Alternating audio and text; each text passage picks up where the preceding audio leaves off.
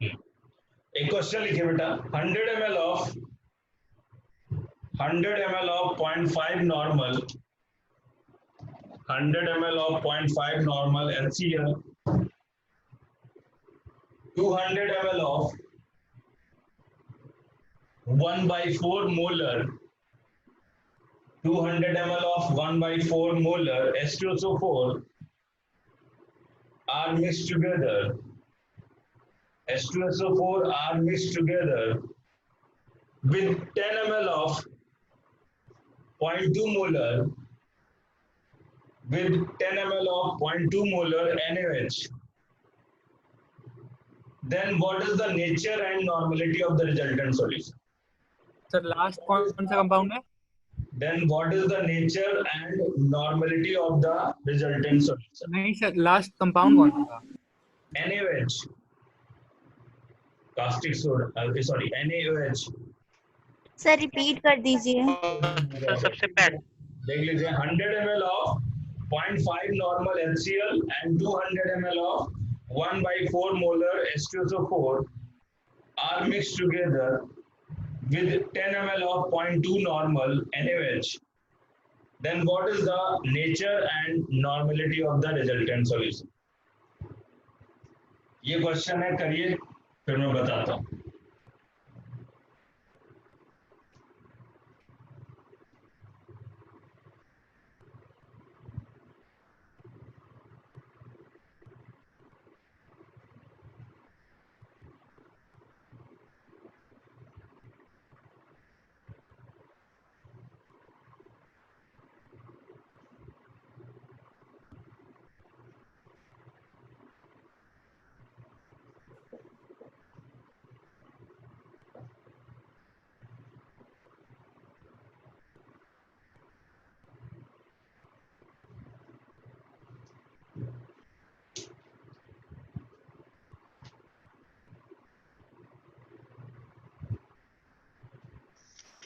कितना है बेटा normality?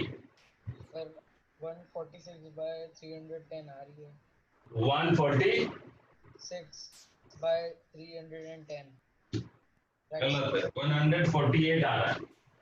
Yes sir 148 by 310। Yes,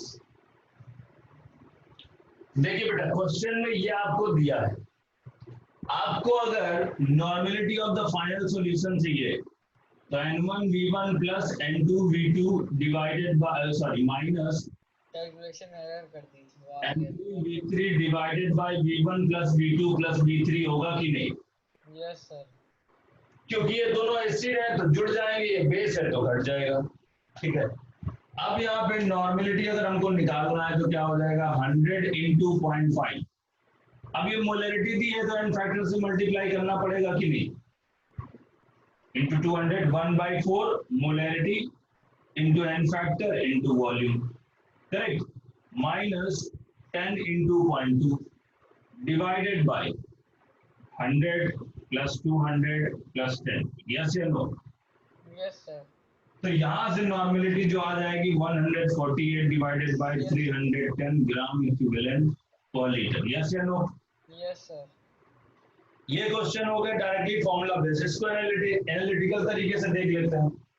अगर आप देखें तो ग्राम इक्विवेलेंट ऑफ HCl क्या आता है, मिलीग्राम इक्विवेलेंट ऑफ HCl क्या आता है, normality into volume.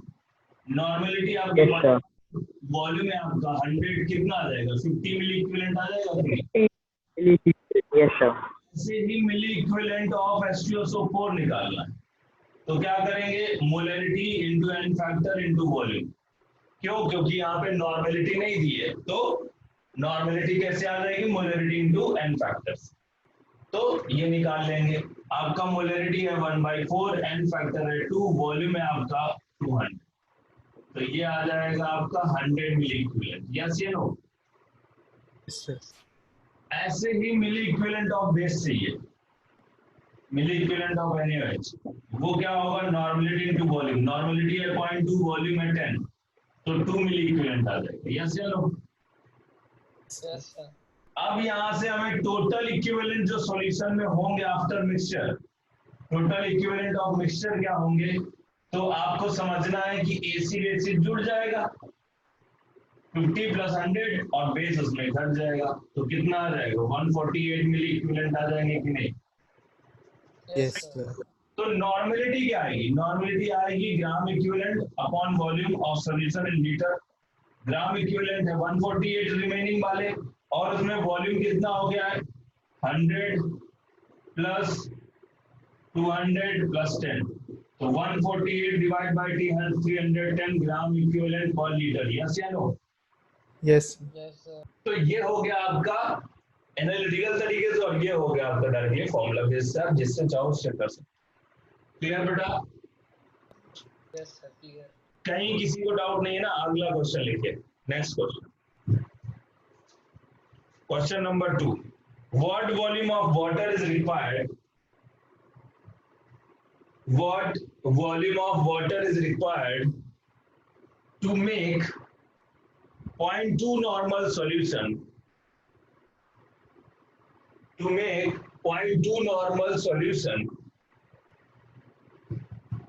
from 1600 ml of, from 1600 ml of 0.2050 normal solution, 1600 ml of 0.2050 normal solution। ये क्वेश्चन था कि कितना वाटर ऐड किया जाए कि वो सॉल्यूशन आपका नॉर्मलिटी चेंज करके बने। सर 0.20 के आगे क्या बेटा, 0.20. सर पॉइंट फिर से रिपीट कर दिए क्वेश्चन। नॉर्मलिटी सॉल्यूशन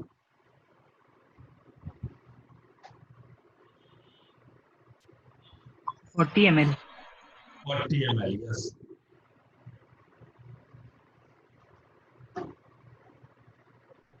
और कोई। सर एक बार रिपीट कर दिए पूरा, सर एक बार रिपीट कर दिए पूरा। what volume of water is required to make 0.2 normal solution from 1600 ml of 0.2050 normal solution।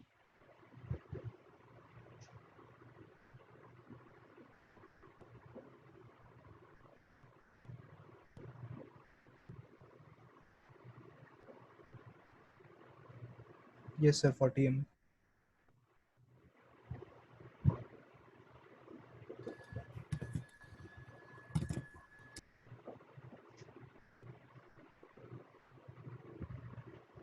Sir मेरा नेट चला गया था, वो सर नेचर क्या होगा उसका, एसिडिक, एसिडिक ना, क्यों वॉल्यूम से कंक्लूड कर सकते हैं ना ये चीज। हाँ कर सकते हैं, लेकिन आपको ग्राम इक्विवेलेंट ही हमेशा देखना है कि भाई एसिड एसिड के ग्राम इक्विवेलेंट ज्यादा है, बेस के कम है, तो फाइनल सॉल्यूशन तो एसिडिक होगा। Okay sir. ये आप ये वाला क्वेश्चन देखिए, सेकंड वाला जो मैंने बोला, क्या ऐसा ही कुछ फिगर है कि भाई एक सॉल्यूशन था 1600 ml का, उसमें 0.2050 नॉर्मलिटी थी उसकी, उसमें कितना वाटर डाला जाए, मैंने मान लिया VmL वाटर डाला जाए। अगर VmL वाटर डाला जाएगा तो जो फाइनल सॉल्यूशन उसकी नॉर्मलिटी क्या बनानी है 0.2 नॉर्मल बनाना, और वॉल्यूम क्या हो जाएगा 1600 तो ये था और VmL वाटर डाल दिया गया, तो आपका यही बनेगा कि नहीं, बोलो यही क्वेश्चन है कि नहीं। Yes, sir. अब इसको करना कैसे है, सीधा एक तरीका है कि नॉर्मलिटी इक्वल टू क्या होगा N1 V1 plus N2 V2 divided by V1 plus V2। ये होगा एक तो तरीका, बोलो सही है। Yes sir. Yes sir. और इसमें आपका नॉर्मलिटी जो पहली दी है इस सॉल्यूशन की वो है 0.2050 और उसका वॉल्यूम दिया 1600। क्या इसकी कुछ नॉर्मलिटी दी है क्या? No sir. इसकी कोई नॉर्मलिटी होती नहीं, एक्चुअली होती है बट यहाँ पे अपने को यूज नहीं करना। तो जब भी वाटर डाला जाता है तो वो ग्राम इक्विवेलेंट चेंज नहीं करता, क्योंकि वाटर डालने से कोई एसिड नहीं आएगा ना, तो वो ग्राम इक्विवेलेंट में कोई चेंज नहीं करेगा, तो क्या उसके 0 ग्राम इक्विवेलेंट होंगे? केवल वॉल्यूम बढ़ा देता है। वॉल्यूम क्या कर देगा 1600 प्लस V। बात समझ में आई? और ये नॉर्मलिटी दी है 0.2, फाइनल जो सॉल्यूशन की नॉर्मलिटी है वो 0.2 है। यहां से आप V निकालेंगे तो कितना आ जाएगा 40 ml वाटर ऐड किया। ये तो हो गया फॉर्मूला बेस्ड, समझ रहे हैं आप? ये तो फॉर्मूला बेस्ड है। अब आ जाता है दूसरा आपका क्वेश्चन।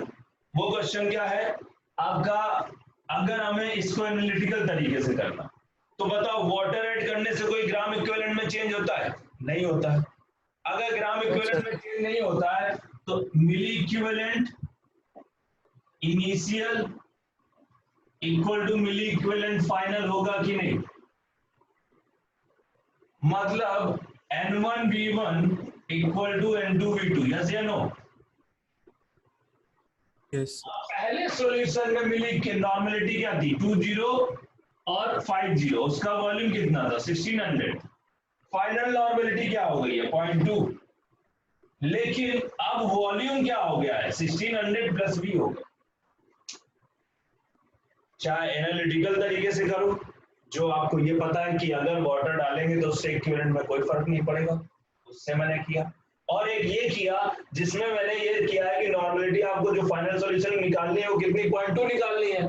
तो हम कितना वॉल्यूम वाटर ऐड करें? तो मैंने मान लिया कि V वॉल्यूम वाटर ऐड करें, लेकिन वाटर ऐड करने से उसके इक्विवेलेंट में कोई चेंज नहीं आएगा, क्योंकि वाटर ना तो H प्लस देता है ना ही OH माइनस देता है, उसको हम कंसीडर नहीं करते। क्लियर? तो उसका भी इक्विवेलेंट कितने आ जाएंगे? 0। करेक्ट बेटा?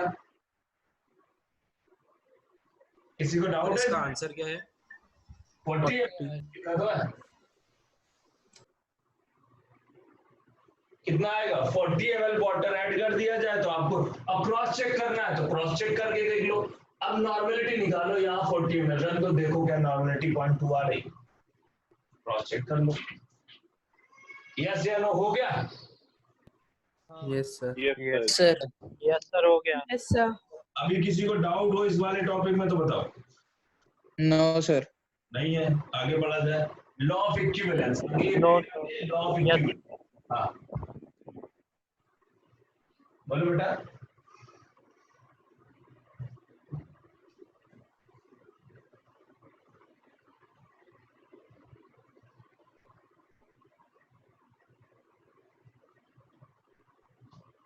अगली हेडिंग डालिए law of equivalence.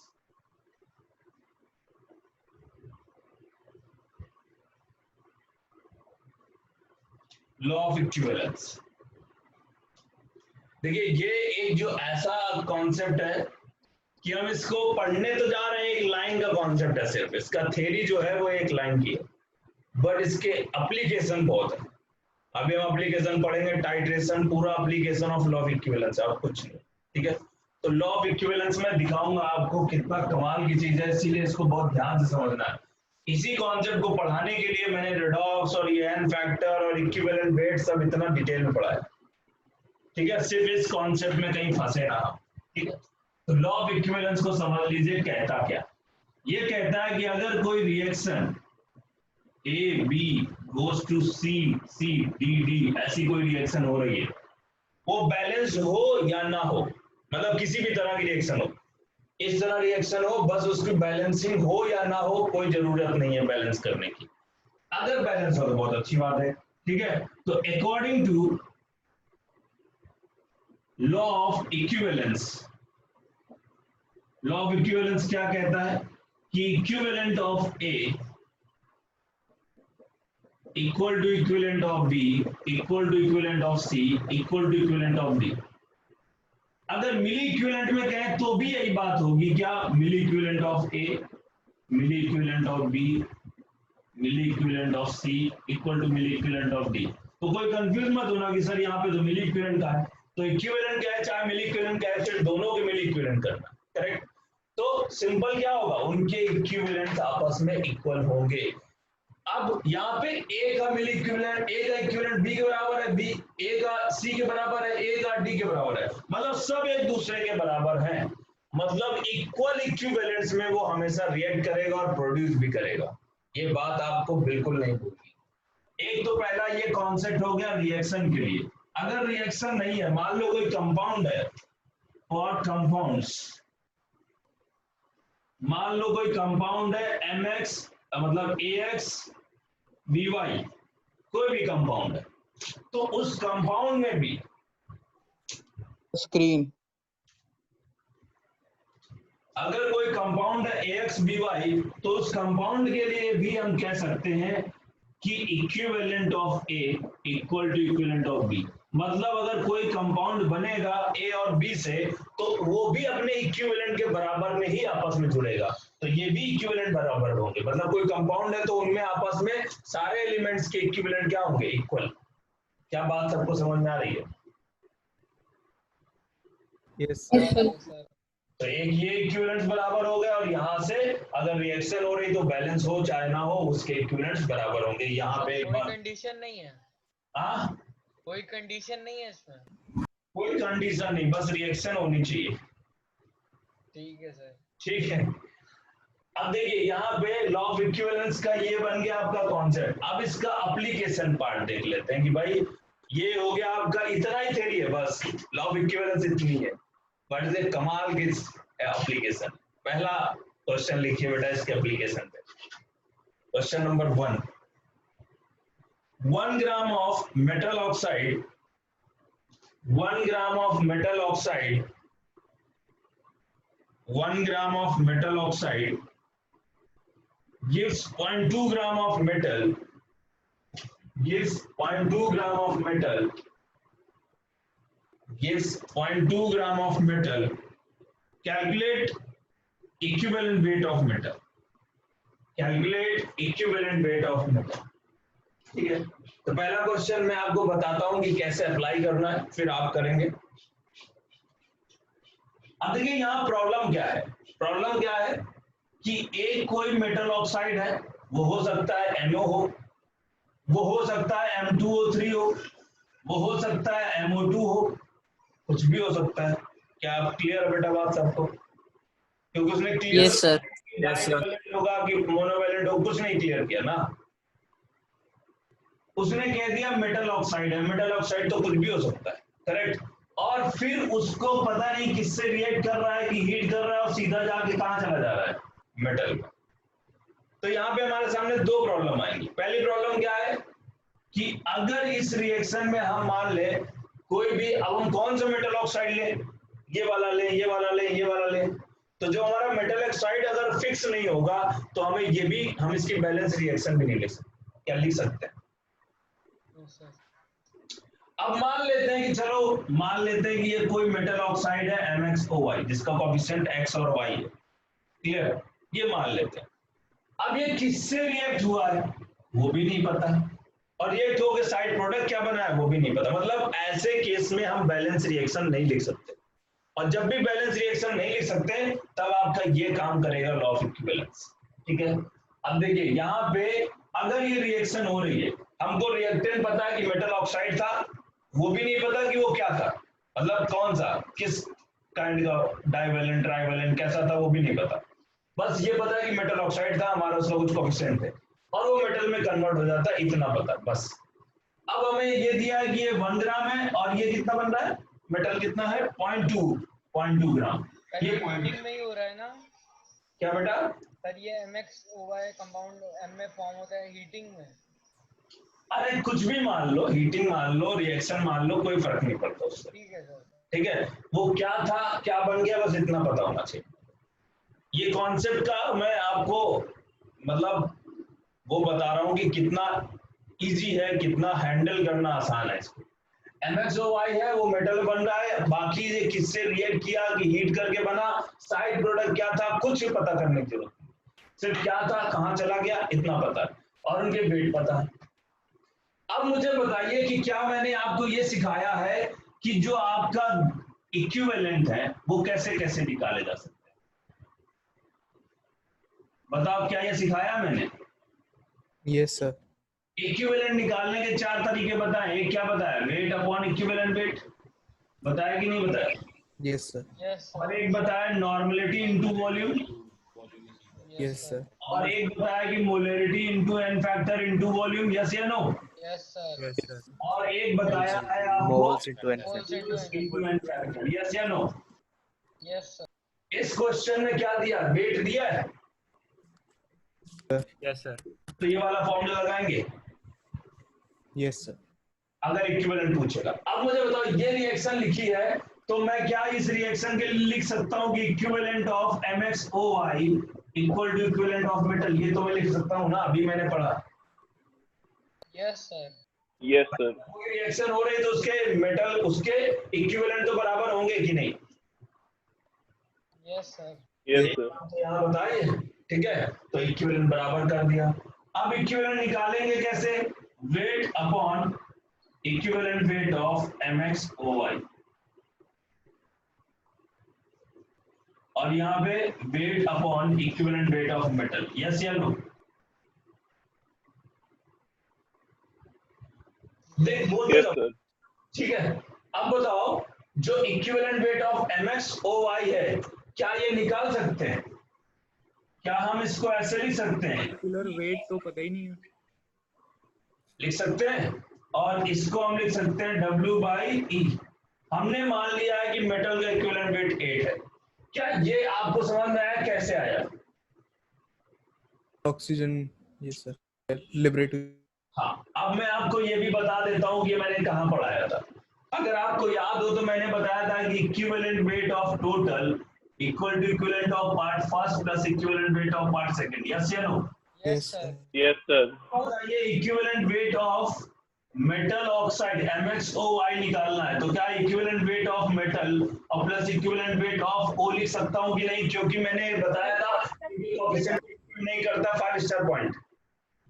Yes sir, याद आ ठीक गया। है, तो इनके कोएफिशिएंट पे डिपेंड नहीं करता, तो मैं इन दोनों के इक्विवेलेंट का समेशन के बराबर कर सकता हूं कि नहीं कर सकता हूं?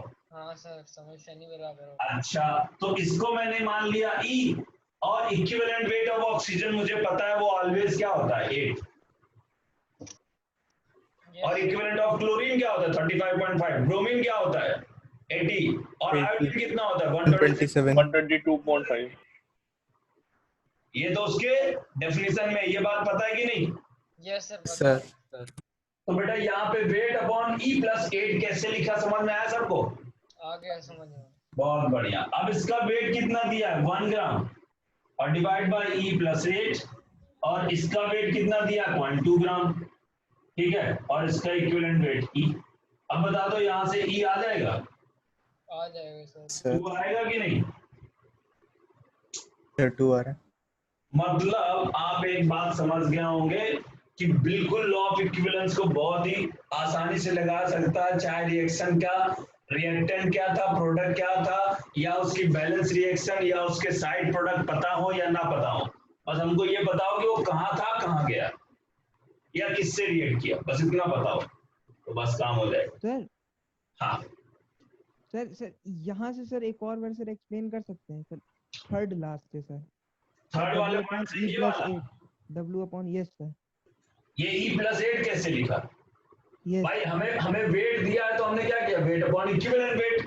अब इक्विवेलेंट वेट तो पूरे कंपाउंड का लिखना पड़ेगा ना, क्योंकि पूरे कंपाउंड का ही वेट दिया है, तो weight upon equivalent weight of MxOy कर दिया। अब इक्विवेलेंट वेट ऑफ MxOy यहां से निकालना सिखाया आपको, कैसे निकाला गया है ये पीछे सिखा चुका हूं। करेक्ट बात याद आ रही कि नहीं आ रही?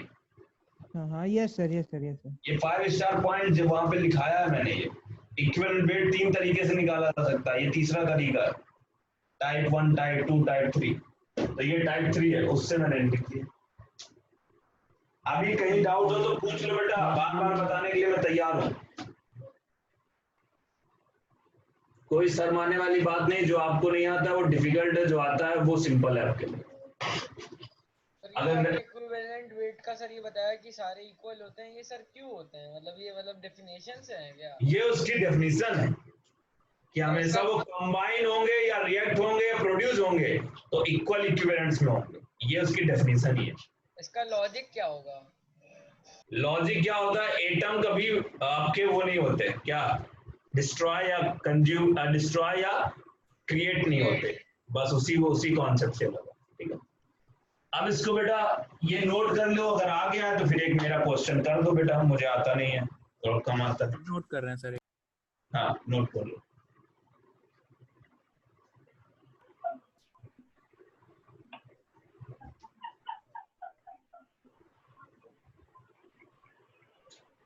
एक क्वेश्चन और लिखा जाए। हाँ सर लिखा है। Yes sir.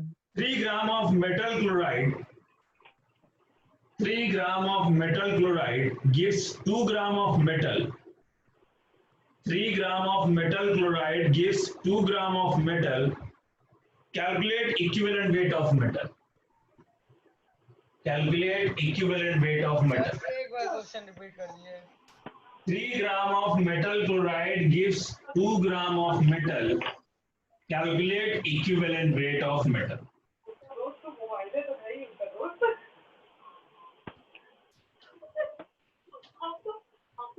सर 71 71 71. Yes, बिल्कुल सही. 21. 71.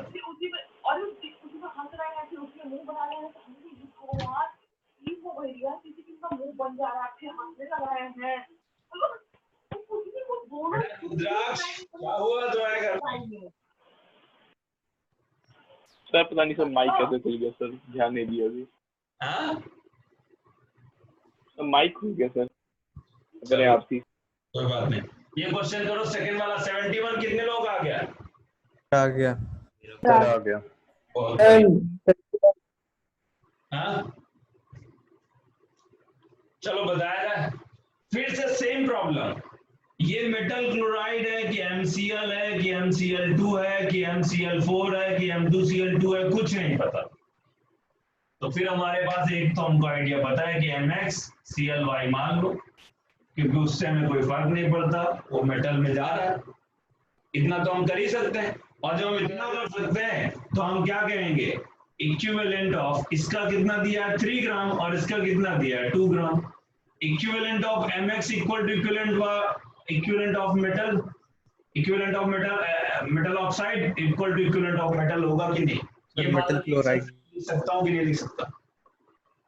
लिख सकता हूँ ना? लिख सकते हैं बहुत बढ़िया। तो फिर इधर क्या करेंगे, वेट अपॉन, ये सॉरी Cl लिख दिया, यहाँ पे Cl होगा। तो यहाँ पे क्या करेंगे, weight upon equivalent weight of metal plus equivalent weight of Cl। Yes sir और यहाँ पे क्या होगा, weight upon equivalent weight of metal. Equivalent weight of metal हम मान लेते हैं E, ये है 3 ग्राम और ये है E, और Cl का होता है 35। और यहाँ पे आपका हो जाएगा 2 ग्राम डिवाइड बाय E। बोलो अभी बात समझ में आ रही सबको? आ गई सर बिल्कुल yes sir. E equal to 71 gram आ गया कि नहीं? आ गया सर यस सर. आ बहुत बढ़िया, अच्छा कर रहे हो तुम लोग। देखो जो अलग अलग बैच में पढ़ाते हैं ना, तो हमको पता चल जाता है किस बैच में कितने 30 मार्क खान, ठीक है, और किस बैच में ऐसे कवाड़े लोग भरे पड़े। तो हमको समझ में आ रहा है, आज हमने थोड़ा अलग अलग बैच सारे पढ़ाए हैं तो पता चल रहा है। लिखिए नेक्स्ट वाला क्वेश्चन, एक और लिखिए। सर आप कितने बैच पढ़ा रहे हैं? 1 ग्राम ऑफ मेटल नाइट्रेट, अरे बहुत बैच पढ़ा रहे हैं बेटा। 1 gram of metal nitrate gives 0.86 gram of metal. 1 gram of metal nitrate gives 0.86 gram of metal sulfate. 0.86 gram of metal sulfate. Calculate equivalent weight of metal. Calculate equivalent weight of metal. मतलब metal same है, एक बार वो nitrate से reaction करके metal nitrate बनाता है और एक बार वो सल्फेट से रिएक्शन करके मेटल सल्फेट बनाता है। अब वो ये कह रहा है कि मेटल नाइट्रेट कन्वर्ट हो गया है मेटल सल्फेट में। उसने कुछ नहीं बताया कि किससे रिएक्ट किया, किससे रिएक्ट नहीं किया, साइड प्रोडक्ट क्या होगा। हम ना रिएक्शन कभी बैलेंस कर सकते हैं और ना इसको सही चीज बता सकते हैं। तो इसको एक ही को इस तरीके से सॉल्व किया जा सकता है, वो कौन है, लॉ ऑफ इक्विवेलेंस। ठीक है, तो अगर आप करके दिखा दें मुझे तो मजा आ जाए। फिर नाइट्रेट का इक्विवेलेंस पता भी नहीं है ना, मतलब तो चलो मैं बता देता हूँ, थोड़ा हेल्प कर देता हूँ आपकी, कि ये MxNO3 Y है, मेटल नाइट्रेट ये होता है, ठीक है, और ये जा रहा है मेटल सल्फेट में। यहाँ पे मान लेते हैं उनका कोएफिशिएंट A और B है, ये रिएक्शन है मान लो। चलो ठीक है, आप आगे तो कर लोगे।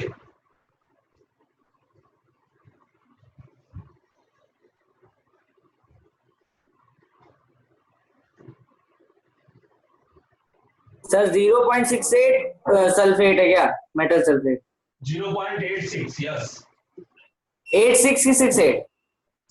0.86, 86 है। 38 gram. Sir 38, yes 38 38, 38 gram. Very good.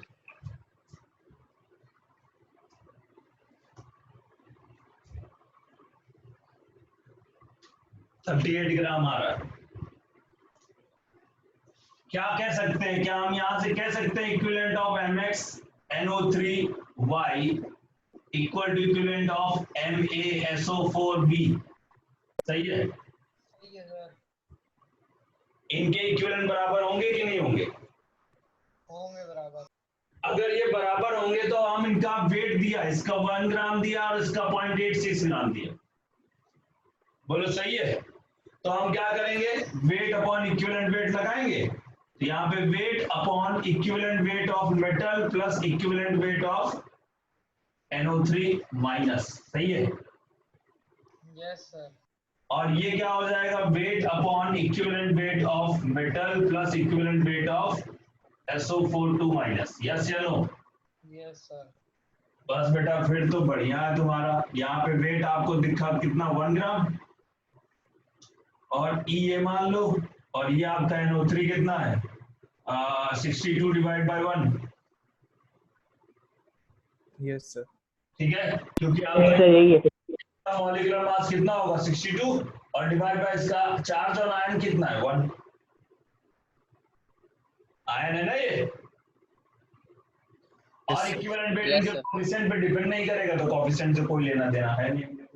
इधर कितना है, 0.86 डिवाइड बाय E प्लस 96/2, क्योंकि SO4 का मॉलिक्यूलर मास कितना होगा, 96, उसका चार्ज और आयन कितना है, 2। सीधा कर दिया कि नहीं? ये प्रूफ करके बताया मैंने आपको, ऐसे बात नहीं कर रहे हैं। करेक्ट है बेटा? Yes sir. यहां से E कितना आ रहा है, 38। अभी तक आपको समझ में आ गया होगा लॉ ऑफ इक्विवेलेंस कितना मजेदार है। Yes sir. मतलब सोचो कि अगर आपके पास ये रिएक्शन बैलेंस होती, पहली बात तो बैलेंस करते, फिर उसमें लिमिटिंग रिएजेंट ढूंढते, फिर लिमिटिंग रिएजेंट के बेसिस पे उसका मॉलिक्यूलर मास निकालते, फिर उसको इक्विवेलेंट वेट निकालते। ये लॉ ऑफ इक्विवेलेंस सीधा एक लाइन, क्वेश्चन सॉल्व। क्लियर है बेटा? Yes sir.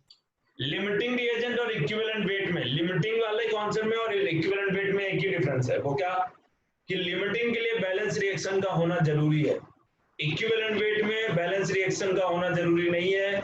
साइड प्रोडक्ट पता हो या ना पता हो तब भी क्वेश्चन हो जाएगा। समझ में आ रहा है बेटा? हाँ सर। चलो अब एक क्वेश्चन है जो आप करके दिखा दो, मजा आ जाए। Metal chloride contain 71% weight by weight. Metal chloride contain 71% weight by weight of chlorine. Contain Metal chloride contain 71% weight by weight of chlorine. Then calculate equivalent weight of metal bromide. Then calculate equivalent weight of metal bromide. Sir repeat कर दीजिए। Metal chloride contain 71% weight by weight of chlorine. Then calculate equivalent weight of metal bromide.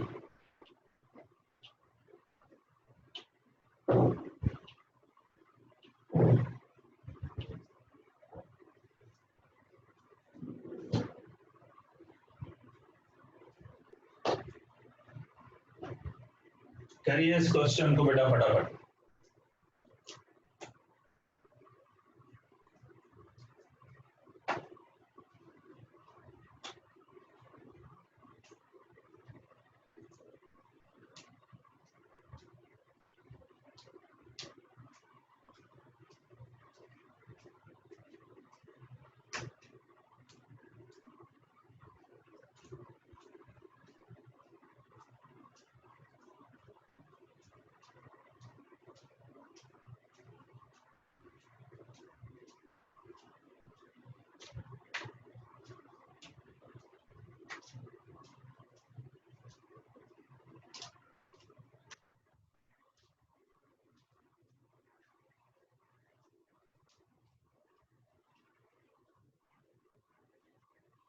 किसी से हुआ? Sir बस हो गया calculation बची है। हाँ तो बस होने वाला है। So 94.5 gram. यस 94.5 ग्राम।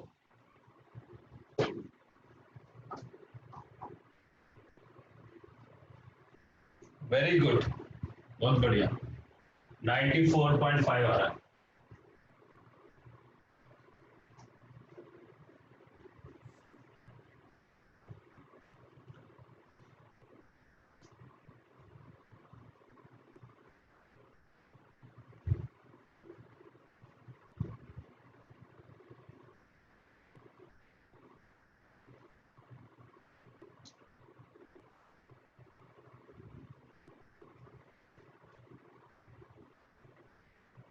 देखो बेटा,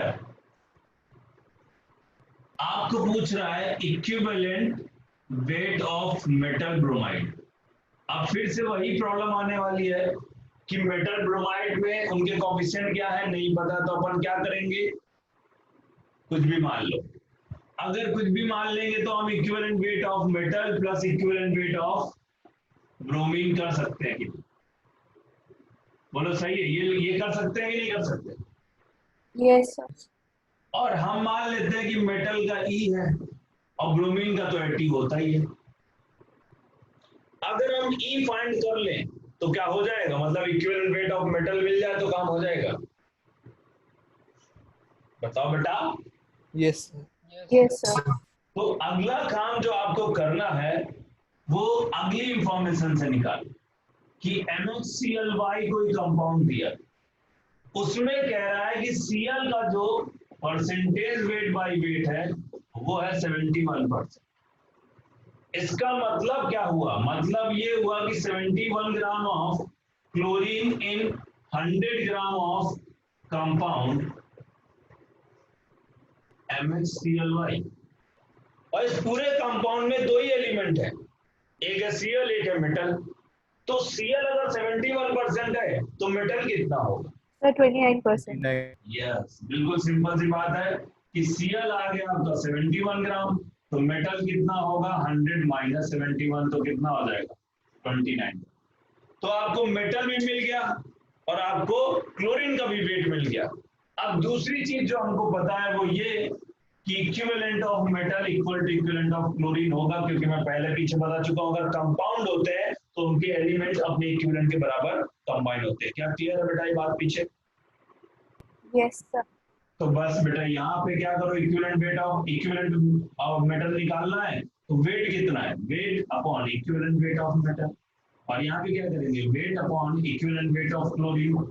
मेटल का वेट कितना दिया है 29 और उसका इक्विवेलेंट वेट मान लेते हैं ई, और क्लोरीन का आपका दिया 71 और उसका इक्विवेलेंट वेट तो फिक्स होता है 35.5। तो बेटा यहाँ से क्या ई निकल जाएगा, So 14.5. 14.5 ग्राम आ गया ई, और ई जब 14.5 आ गया यहाँ पे रख दीजिए 14.5 प्लस 80, तो ये आ जाएगा 94.5। कितना अच्छा क्वेश्चन, मस्त क्वेश्चन था कि नहीं वाला? चैलेंजिंग यस था।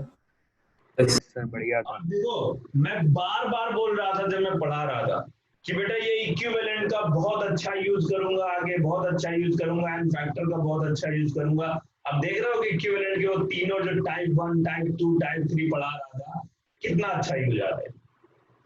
Yes sir. सर उसमें Cl percentage weight of weight है तो मतलब Cl सल्यूट हुआ ना फिर 71 मतलब यस यस, मतलब अगर हम किसी कंपाउंड में किसी का परसेंटेज निकालते हैं, कंपाउंड में एलिमेंट का परसेंटेज निकालना सिखाया मैंने कि अगर एलिमेंट का परसेंटेज निकालना है तो weight of that element divide by total weight, यही तो करते हैं। Yes sir. तो ये क्या होगा, वेट अपॉन टोटल वेट क्या है 100 ग्राम, Cl का हाँ ठीक है कंटेन। ठीक है। तो क्वेश्चन में कंटेन Cl परसेंट दिया था क्या? हाँ यस हाँ यस, क्वेश्चन बढ़िया, सही है। ठीक है बेटा, ठीक है सर, आगे बढ़ा जाए। बड़ा है। बहुत बढ़िया, ये टॉपिक हो जाता है खत्म, लॉ ऑफ इक्विवेलेंस। देखिए इसके एप्लीकेशन तो बहुत है, जितने क्वेश्चन कराता है उतना ही कम है और हर बार एक नया क्वेश्चन मिलेगा, करेक्ट। बट अब हम लोग कॉन्सेप्ट जो अप्लाई करना था, एप्लीकेशन जैसे कैसे करते हैं वो आप समझ गए। अब हम चलते हैं टाइट्रेशन में, और टाइट्रेशन में पूरा एप्लीकेशन ऑफ इक्विवेलेंस का। पहले हम समझ लेते हैं कि व्हाट इज द टाइट्रेशन। इसको रब कर दो बेटा। तो कर दीजिए। Yes sir. लास्ट टॉपिक है सर टाइट्रेशन। हाँ टाइट्रेशन लास्ट टॉपिक है, उसके बाद थोड़े छोटे छोटे से टॉपिक है, बस एक दिन में सब कवर करूंगा और खत्म।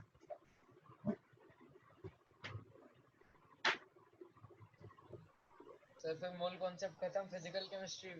हाँ फिर ये आपका खत्म हो जाएगा और फिर हम लोग एटॉमिक स्ट्रक्चर में मूव करते हैं। एटॉमिक स्ट्रक्चर में मूव करेंगे और फिर ऑर्गेनिक में मूव करेंगे। सर आपने टेस्ट का बोला था इस संडे की अगले संडे। फिजिकल खत्म हो जाएगी और एटॉमिक। नहीं बेटा फिजिकल तो बहुत बड़ी है यार भैया, साल भर पढ़ना है फिजिकल। अच्छा तो मतलब ऑर्गेनिक में शिफ्ट 11th में ऑर्गेनिक बहुत कम है। अच्छा सर 11th में फिजिकल ज्यादा है।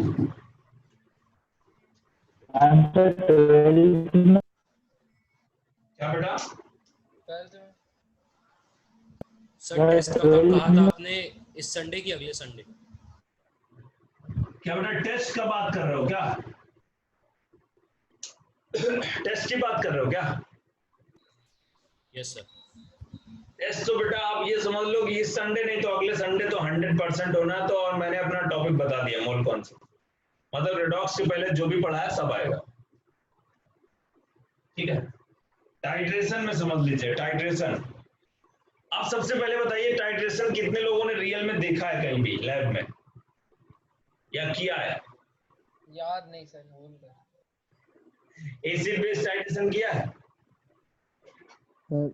लैब में जो कलर लगाते हैं ऐसे कुछ घुमा फिरा के किया है? टाइट्रेट और पीपेट और ब्यूरेट। हाँ सर कुछ किया था, याद आ रहा है थोड़ा सा। नहीं किया तुम और बस ऐसे बातें करते रहते हो। चलो देखो इधर, इस तरह से आपका ये ब्यूरेट होता है।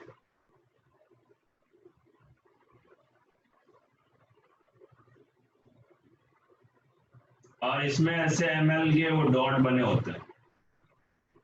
ठीक है और यहाँ नीचे रखा होता है आपका ये इस तरह से बीकर या फ्लास्क कहेंगे।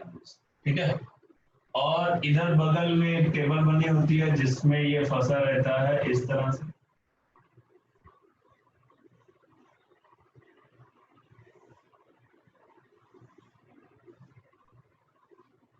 ऐसे ही कुछ रहता है कि नहीं रहता? यहाँ पे एक लिक्विड भरा रहता है और यहाँ पे एक लिक्विड भरा रहता है। ठीक है और इसमें आपका एक ऐसे एक नॉब लगा होता है गोल गोल, जिसको हम खोल के बड़ा खोल के इसको खोल सकते हैं, बंद कर सकते हैं। ठीक है और यहाँ पे आपका एक मान लो एसिड है और यहाँ मान लो आपका बेस। एसिड आपका नॉन सॉल्यूशन होगा और ये आपका अननोन सॉल्यूशन है। टाइट्रेशन होता ही process to determine the concentration of unknown solution with the help of known solution. अगर नोन है तो इसकी नॉर्मेलिटी हमको पता होगी और वॉल्यूम भी हमको पता होगा। जो नोन होते हैं उनकी नॉर्मेलिटी और वॉल्यूम पता होता है। जो अननोन होता है उसकी नॉर्मेलिटी हमको फाइंड करनी है और इसका वॉल्यूम तो हमको पता होगा, वॉल्यूम आपका V2 का। ठीक है ये और यहाँ पे एक इंडिकेटर पड़ा रहता है, लिटमस पेपर।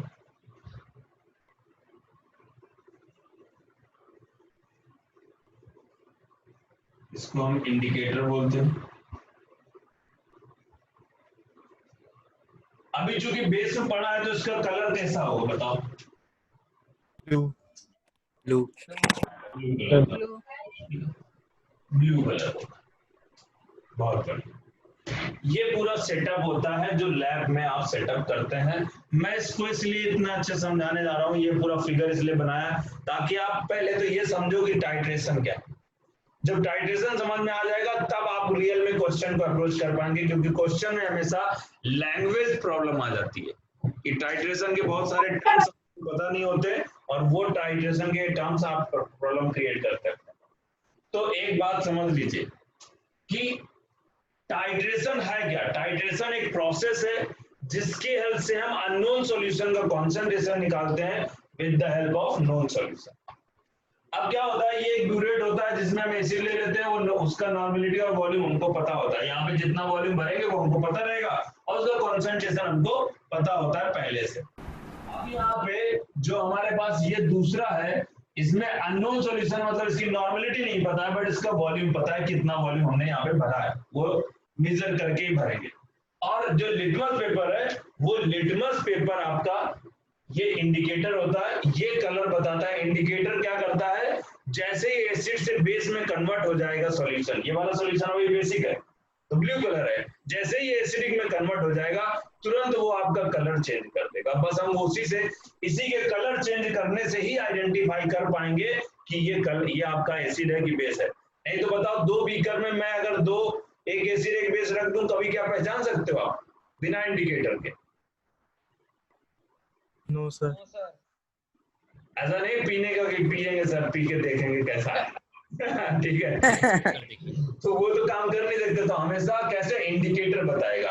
आप लिटमस पेपर उसमें डुबाएंगे, कैसा कलर आएगा यही डिसाइड करेगा कि वो एसिड है कि बेस है। यस या no? Yes sir. Yes sir. की होगी तो यहाँ पे अभी तो ब्लू कलर है चूंकि ये बेस है, फिर इसमें हम ये एसिड डालते जा रहे हैं तो हमको कैसे पता चलेगा कि भैया ये कब बेसिक हो गया, कब एसिडिक हो गया? बिना इंडिकेटर के पता कर सकते हैं क्या कब रिएक्शन कंप्लीट हो गई? नहीं। तो इंडिकेटर जैसे कलर चेंज करेगा तो हम समझ जाएंगे रिएक्शन कंप्लीट हो गई है, पूरा का पूरा बेस कंप्लीट हो, पूरा का पूरा बेस यूज हो चुका है। ठीक है, ये इसका बेसिक कॉन्सेप्ट। अब क्या होगा, आप इस बात को समझिए, थोड़ा फील करिए, थोड़ा मतलब फीलिंग लाइए। अब क्या ये बेस पड़ा हुआ है, हम एसिड डालते जा रहे हैं, तो यहाँ पे क्या होगा, क्या ये बेस का मोल्स कम होते जाएंगे कि नहीं?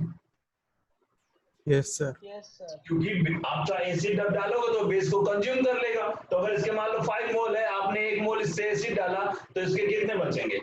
4 मोल बचेंगे। फिर इसके धीरे धीरे 3 मोल बचेंगे, फिर 2 मोल बचेंगे, फिर 1 मोल बचेगा, धीरे धीरे क्या हो जाएगा, खत्म हो जाएगा। क्लियर बात है बेटा? Yes sir. अब हम क्या कर रहे हैं, एसिड डाल रहे हैं 1 ड्रॉप 2 ड्रॉप 3 ड्रॉप, ये ऐसे डालते गए, ये आपका बेस कंज्यूम करता जा रहा है। लेकिन क्या अभी भी इंडिकेटर ने अपना कलर चेंज किया होगा? नहीं, क्योंकि बेस कंज्यूम हो रहा है लेकिन सॉल्यूशन तो अभी भी बेसिक है ना भाई। उसके 5 मोल थे तब भी कलर बेस होगा, 4 मोल थे तब भी कलर ब्लू ही होगा, 3 मोल बचेंगे तब भी कलर ब्लू ही होगा, 2 मोल बचेंगे तब भी कलर ब्लू ही होगा, और आपके 0 मोल बचेंगे तब भी कलर ब्लू ही होगा, क्योंकि अभी भी ये सॉल्यूशन न्यूट्रल होगा 0 में। यस या नो? Yes sir. अब जैसे ही हमने डाला और बेस आपका कंज्यूम हो रहा है, एक टाइम आएगा कि बेस पूरा खत्म।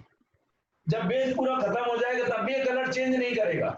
उसके आगे मैं जैसे ही 1 ड्रॉप डालूंगा एसिड का, अब ये एसिडिक सॉल्यूशन हो जाएगा, और जैसे एसिडिक सॉल्यूशन होगा ये इंडिकेटर अपना कलर चेंज कर देगा। जैसे ये कलर चेंज करेगा तो हम समझ जाएंगे कि सॉल्यूशन कैसा हो गया है, एसिडिक। भले उसमें एसिड के 0.5 मोल हो, चाहे 0.25 मोल हो, 0.001 मोल हो, लेकिन अगर एसिड आ गया तो ये अपना कलर चेंज कर देगा। एसिड के अमाउंट से या बेस के अमाउंट से इसका कलर चेंज करने का कोई मतलब नहीं है, उसके कॉन्सेंट्रेशन से मतलब है। यस या नो? Yes sir. ठीक है, तो ये आपका आ गया एसिड बेस।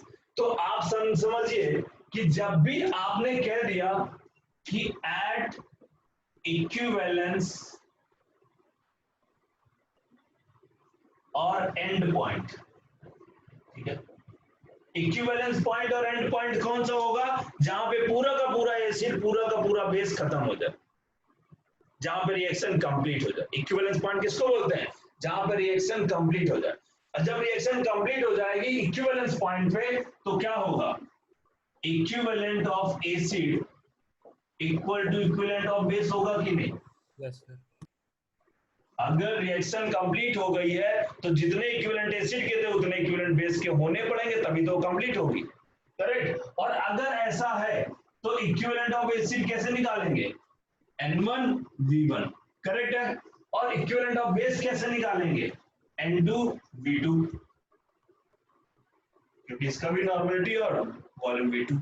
तो बेटा हमको चाहिए नॉर्मेलिटी, N2 चाहिए, V1 तो पता है, डिवाइड बाय V2 कर देंगे तो क्या हमें अननोन सॉल्यूशन का कंसंट्रेशन आ जाएगा कि नहीं आ जाएगा? आ जाएगा Yes. सर। क्योंकि हमको यही फाइंड करना था, N2 ही फाइंड करना था। हमने क्या किया, जब हमने देखा कि इक्विवेलेंस पॉइंट आ गया, जैसे ही इसने अपना कलर चेंज किया उसी पॉइंट पे हम इसको रोक देंगे और इसका वॉल्यूम मेजर कर लेंगे। इसका कंसंट्रेशन तो पता ही है और इसका वॉल्यूम तो पहले से ही पता था, रख देंगे सारी वैल्यू, हमें सीधा अननोन का कंसंट्रेशन आ जाएगा। क्या क्लियर है सबको बात? Yes sir. Yes, sir. Yes sir. ये पूरा आपका कॉन्सेप्ट है equivalence point and and point. आप इसको समझ गए हैं तो आप इसको नोट कर लीजिए ये पूरा। अब मैं फिर इसकी थ्योरेटिकल पॉइंट सारे लिखा देता हूँ, नोट कर लिया? कर लिया। कर लिया? कर लिया सर। अच्छा, तो फिर लिखिए titration. What is the titration? Heading डालिए टाइट्रेशन और इसमें लिखिए it is the process of determining concentration.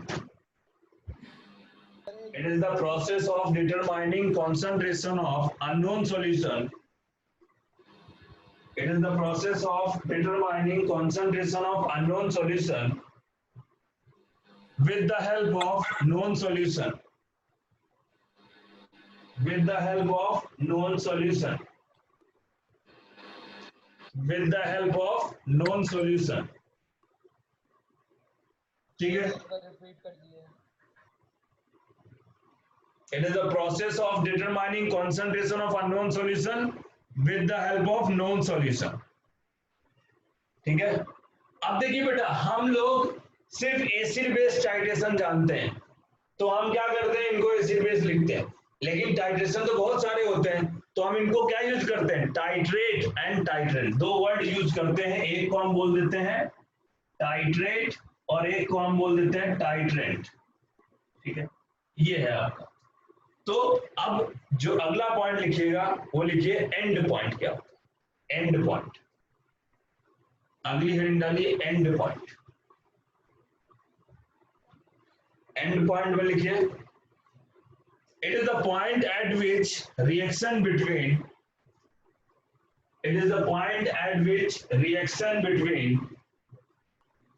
titrate and titrant. Reaction between titrate and titrant is observed to be complete. Reaction between Sir, it is titrate the point at which is observed to be complete. Sir एक बार repeat कर दिए। Observed to be complete. It is the point at which reaction between titrate and titrant is observed to be complete. Observed to be complete with the help of indicator. With the help of indicator. क्या जब reaction complete होगी तो हम कैसे जानेंगे, हमें observe कैसे होगी? जब इंडिकेटर अपना कलर चेंज करेगा। क्या बात सही है? सही है। Yes, sir. यस तो सर। एंड पॉइंट जो आपका होता है वो क्या होता है, पॉइंट जहां पे टाइट्रेंट एंड टाइट्रेट दोनों कंप्लीटली रिएक्ट कर जाए, और वो हमको ऑब्जर्व कैसे होगा, with the help of indicator. Correct, ये आपका हो गया एंड पॉइंट। अब हेडिंग डालिए इक्विवेलेंस पॉइंट। देखिए एंड पॉइंट और इक्विवेलेंस पॉइंट एक ही है, बट फिर भी एक डिफरेंस है, वो मैं बता देता हूं। इक्विवेलेंस पॉइंट,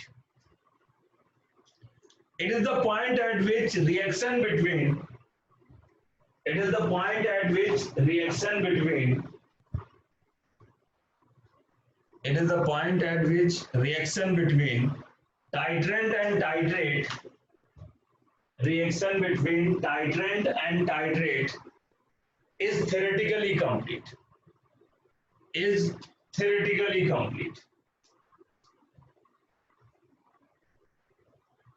ठीक है, और नीचे लिखिएगा at equivalence point, at equivalence point equivalent of titrate equal to equivalent of titrant. जब भी इक्विवेलेंस पॉइंट आएगा तो हम ये जरूर कह सकते हैं कि दोनों टाइट्रेट और टाइट्रेंट के इक्विवेलेंट बराबर हैं। अब देखिए एंड पॉइंट और इक्विवेलेंस पॉइंट में डिफरेंस क्या है। एक चीज थ्योरेटिकली है, इक्विवेलेंस पॉइंट थ्योरेटिकल पॉइंट है, और जो एंड पॉइंट है वो प्रैक्टिकल पॉइंट है। अब बात को समझिए, कौन पहले आएगा कौन बाद में आएगा। अब जैसे मान लो यहां से मैं एसिड डाल रहा था तो बेस कंज्यूम हो रहा था। एक पॉइंट आया जहां पे पूरा का पूरा बेस कंज्यूम हो गया। जब पूरा का पूरा बेस कंज्यूम हुआ तो क्या इंडिकेटर ने अपना कलर चेंज किया? No sir. नहीं चेंज किया।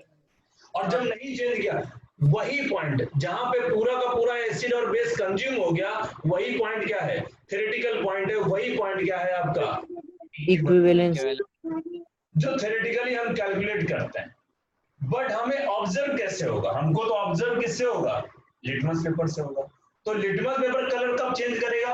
जब 1 ml और एसिड का डालना पड़ेगा। बोलो सही है?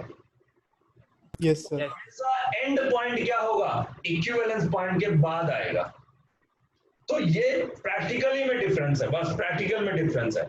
जब हम प्रैक्टिकली ऑब्जर्व कर पाएंगे तो वो एंड पॉइंट होगा, लेकिन इक्विवेलेंट पॉइंट उसके पहले ही आ चुका होगा कि पूरा का पूरा बेस कंज्यूम हो चुका होगा। तो दोनों में डिफरेंस लगभग 1 ml का रहता है, और वो हम नेग्लेक्ट मानते हैं जब भी हम क्वेश्चन सॉल्व करते हैं। तो हमारे टाइट्रेशन जो हम पढ़ रहे हैं या जो हम करेंगे उसमें इक्विवेलेंट और एंड पॉइंट को एक ही माना गया है। बट मार्केट में बहुत सारे लोग मिलते हैं, आपको रोक के पूछ लेंगे कहाँ पढ़ते हो भैया? ग्राफ्टिंग पढ़ते हैं। अच्छा बताओ इक्विवेलेंट पॉइंट और एंड पॉइंट में क्या डिफरेंस है? ठीक है, तो तुम कहोगे दोनों एक ही है, तो वो खूब कस के हंसने लगेगा फालतू, और तुम्हें लगेगा यार हमारी बेइज्जती हो रही है। तो अरे एक ही पॉइंट है, हमारे सर ने बोला यार, आलोक सर की बेइज्जती हो जाएगी। ठीक है, तो इसलिए मैंने इन दोनों को डिफरेंस बता दिया कि एक्चुअली क्या होता है। इक्विवेलेंस पॉइंट के बाद ही एंड पॉइंट आता है। पहले इक्विवेलेंस पॉइंट आता है, वो थ्योरेटिकली वैल्यू होती है। ठीक है, लेकिन प्रैक्टिकली में हमें ऑब्जर्व कैसे होगा? हमेशा 1 ml वाटर, 1 ml आपका ज्यादा लगेगा टाइट्रेंट या टाइट्रेट। क्लियर बात है बेटा? सबको समझ में आ गई? Yes sir. ठीक, बहुत बढ़िया। तो ये आपने नोट कर लेना है। अब अगला पॉइंट लिखिए, इंडिकेटर। इंडिकेटर क्या होता है? ठीक है, इंडिकेटर्स क्या होते हैं और कितने टाइप के होते हैं, कैसे कैसे होते हैं, क्या क्या काम करते हैं, वो सब चीजें भी पढ़ लेते हैं, क्योंकि इस पे भी एक क्वेश्चन आ गया था 2018 में इंडिकेटर। वैसे एडवांस में ये नहीं है, बट मेंस में पूछा जा सकता है।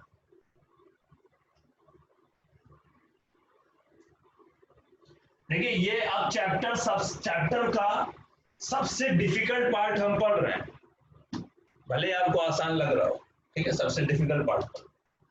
अब लिखिए इसमें इंडिकेटर में, the substance which gives different colour with acid and base. Substance which gives different color with acid and base are called as indicator. Are called as indicator. Substance which gives different color with acid and base are called as indicator. मतलब वो acid या titrant या titrate के साथ different colour दे तो वो indicator कहलाता है। ठीक है, सेकेंड पॉइंट लिखिए इसी में, these indicator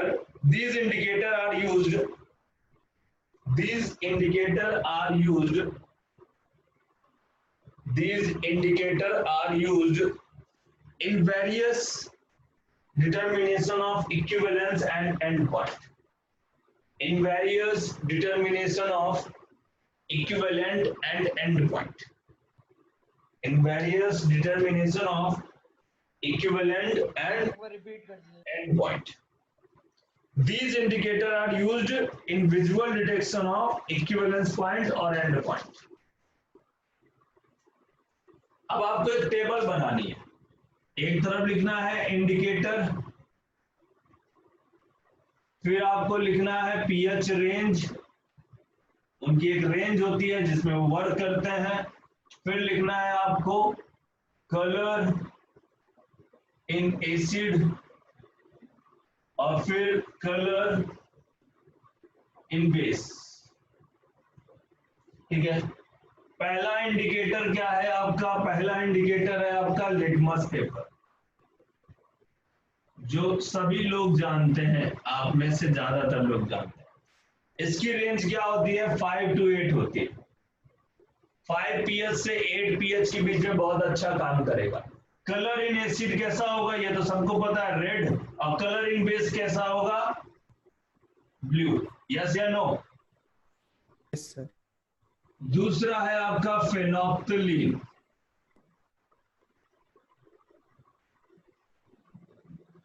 फेनोप्थलीन इंडिकेटर है आपका, इसकी रेंज होती है बेस्ट काम करने का क्या मतलब है? सर ये तो हाँ सबसे क्वेश्चन फेनोप्थलीन होता है 8.3 से 10, और ये आपका इसमें होता है कलरलेस, और ये आपका होता है Pink. यहाँ पे पिंक कलर, पिंक कलर का। आपने लैब में यही देखा होगा ज्यादा। दूसरा होता है मिथाइल ऑरेंज। मिथाइल ऑरेंज का कलर जो आपका होता है, मिथाइल ऑरेंज की जो रेंज होती है 3.1 से 4.4 होती है। ये आपका रेड कलर होता है एसिड में, बेस में कलर होता है ऑरेंज। Orange. और आपका फोर्थ होता है मिथाइल रेड। मिथाइल रेड की आपकी जो रेंज है वो है 4.2 से 6.3, और ये आपका कलर होता है रेड, और ये आपका कलर होता है येलो। ठीक है, इस तरह से आपको ये टेबल याद रखनी है, क्योंकि एक बार पूछा जा चुका है कि फेनोप्थलीन एसिड में कैसा कलर देगा, तो वो कैसा होता है? कलरलेस होता है। तो उस तरह से आप याद रखिए। पीएच भी याद करनी है। पीएच याद कर लो तो अच्छा ही है, क्योंकि पूछने के लिए तो कुछ भी पूछ सकता है।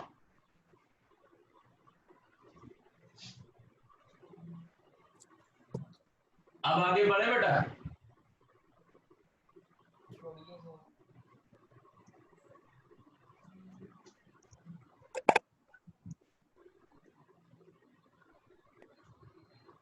भाई लोग,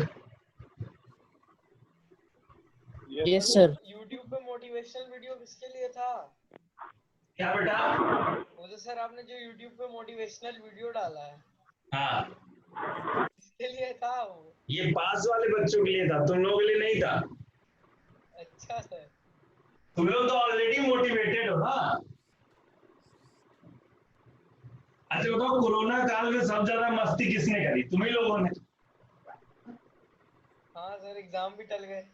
हाँ, और बेचारे परेशान कौन है? पास वाले बच्चे जो पढ़ चुके हैं, जिनका इस साल IIT JEE मेंस का एग्जाम देना है, परेशान है बेचारे, कब एग्जाम होगा, कब एग्जाम होगा, कुछ क्लियर ही नहीं है। अब तुम बताओ, जब तुम्हारा एग्जाम तो क्लियर नहीं था, कितना फ्रस्ट्रेटेड थे? तो बहुत।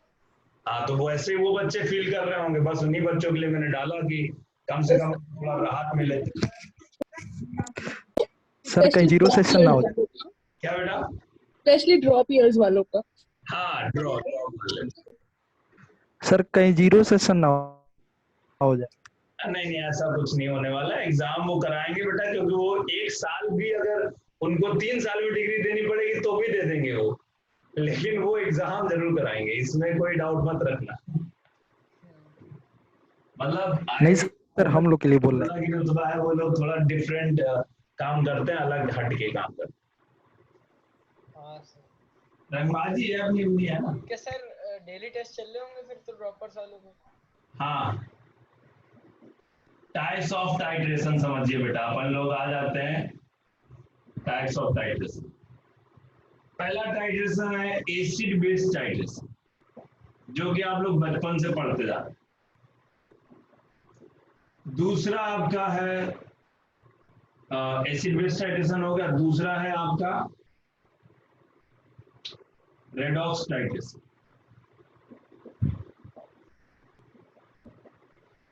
तीसरा है आपका बैक टाइट्रेशन।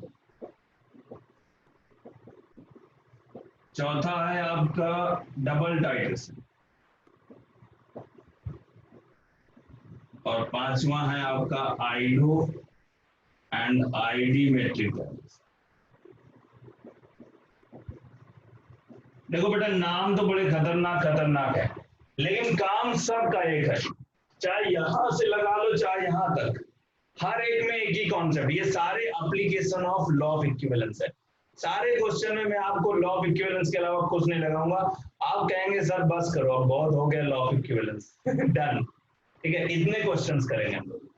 तो ये बहुत इंपॉर्टेंट कॉन्सेप्ट है आपका टाइप ऑफ टाइट्रेशन, ठीक है, ये नोट कर लीजिए बेटा, टाइप ऑफ टाइट्रेशन। तो सब जगह सर फिर लॉ ऑफ इक्विवेलेंस ही लगेगा क्या? या सब जगह लॉ ऑफ इक्विवेलेंस ही लगेगा। ये हो गया टाइप ऑफ टाइट्रेशन। और अब टाइट्रेशन शुरू करने से पहले, एसिड बेस टाइट्रेशन शुरू करने से पहले मैं आपको some important oxidising agent and reducing agent पढ़ाने का, ठीक है। ये भी आपको याद करना पड़ेगा क्योंकि ये बहुत ज्यादा यूज में आएंगे, लेकिन ये सब आप कर चुके हो तो आपको याद करने में कोई तकलीफ नहीं। सब इंपॉर्टेंट ऑक्सीडाइजिंग एजेंट में पहला है KMnO4। KMnO4 में क्या है, इसका नाम क्या है, पोटेशियम मैंगनीट पर मैग्नेट, ठीक है, पोटेशियम पर मैग्नेट। अब यहां पे याद रखिएगा कि KMnO4 अगर एसिडिक मीडियम में जाता है, वो बोलेगा कि एसिडिक मीडियम, तो आपको बाय डिफॉल्ट उसको कहां ले जाना है, Mn2। ये क्वेश्चन में दे या ना दे, ये आपको बाय डिफॉल्ट पता होना चाहिए कि अगर KMnO4 एसिडिक मीडियम में है तो वो Mn2+ में जाएगा। और उसका एन फैक्टर बता दो बेटा कितना हो, +7 से +5 कितना होगा, 5। ये तो बचपन से कर रहे हैं हम लोग। हाँ सर। ठीक है, ऐसे ही KMnO4 आपका अगर न्यूट्रल मीडियम में जाता है, न्यूट्रल मीडियम में जाएगा तो ये जाएगा MnO2 में, और इसका एन फैक्टर क्या होगा, 3। +7 से +4 जा रहा है, 3 आएगा, ठीक है। ऐसे ही C पार्ट है आपका कि KMnO4 है आपका और वो जा रहा है बेसिक मीडियम, ये जाता है MnO4 2- में। तो बेटा इसका एन फैक्टर बताना है 1। तो आपका इधर कितना है, +7, और इधर कितना है, +6, कितना होगा, 1। सबको क्लियर है बात ये? Yes sir. ये तो पीछे पड़ चुके हैं। दूसरा है आपका K2Cr2O7, पोटेशियम डाइक्रोमेट। ये आपका K2Cr2O7 जो है वो एसिडिक मीडियम में अगर हम डालते हैं तो वो कहाँ जाता है, Cr3+ में। कहाँ जाता है, Cr3+। अब बताइए इसका एन फैक्टर निकालना सर 3 +6 से +3 सॉरी सर 3 का, लेकिन एलिमेंट कितने हैं, 2। एन फैक्टर कितना होगा, 6। याद आ रहा है? दूसरा तरीका क्या बताया था, अगर ये तरीका नाकाम आए तो बैलेंस। हाँ बैलेंस कर। और एक तीसरा तरीका भी है, लेकिन बहुत ज्यादा बता के मैं कंफ्यूज नहीं करना चाहता। तीसरा तरीका क्या, अब इसमें सिर्फ ये एसिडिक मीडियम में जाता है, बेसिक न्यूट्रल इसका नहीं है, वो कहीं भी कुछ नहीं शो करता। तीसरा है आपका H2C2O4, क्या बोलते हैं इसको, ऑक्जेलिक एसिड। ऑक्जेलिक एसिड, या फिर इसी में अगर C2O4 2- है, इसको वो क्या बोलते हैं, ऑक्जेलेट आयन, ठीक है, क्या बोलते हैं, ऑक्जेलेट आयन। अब ये अगर कहीं भी H2C2O4 है और वो एसिडिक मीडियम में पड़ा हुआ है तो बेटा वो तो जाएगा CO2 में। किस में जाएगा, CO2 में। ये तो पता ही है आपको, CO2 में जाता है। ये आपका +3 से जा रहा है +4, बताओ कितने का चेंज, 1 का चेंज। एलिमेंट कितने हैं, 2। एन फैक्टर कितना आ जाएगा, 2। सही है। Yes sir. चौथा है आपका H2O2। H2O2 क्या है, हाइड्रोजन परऑक्साइड, याद है इसका ओपन बुक लाइक स्ट्रक्चर होता है, हाँ सर। मैंने बना के दिखाया था आपको।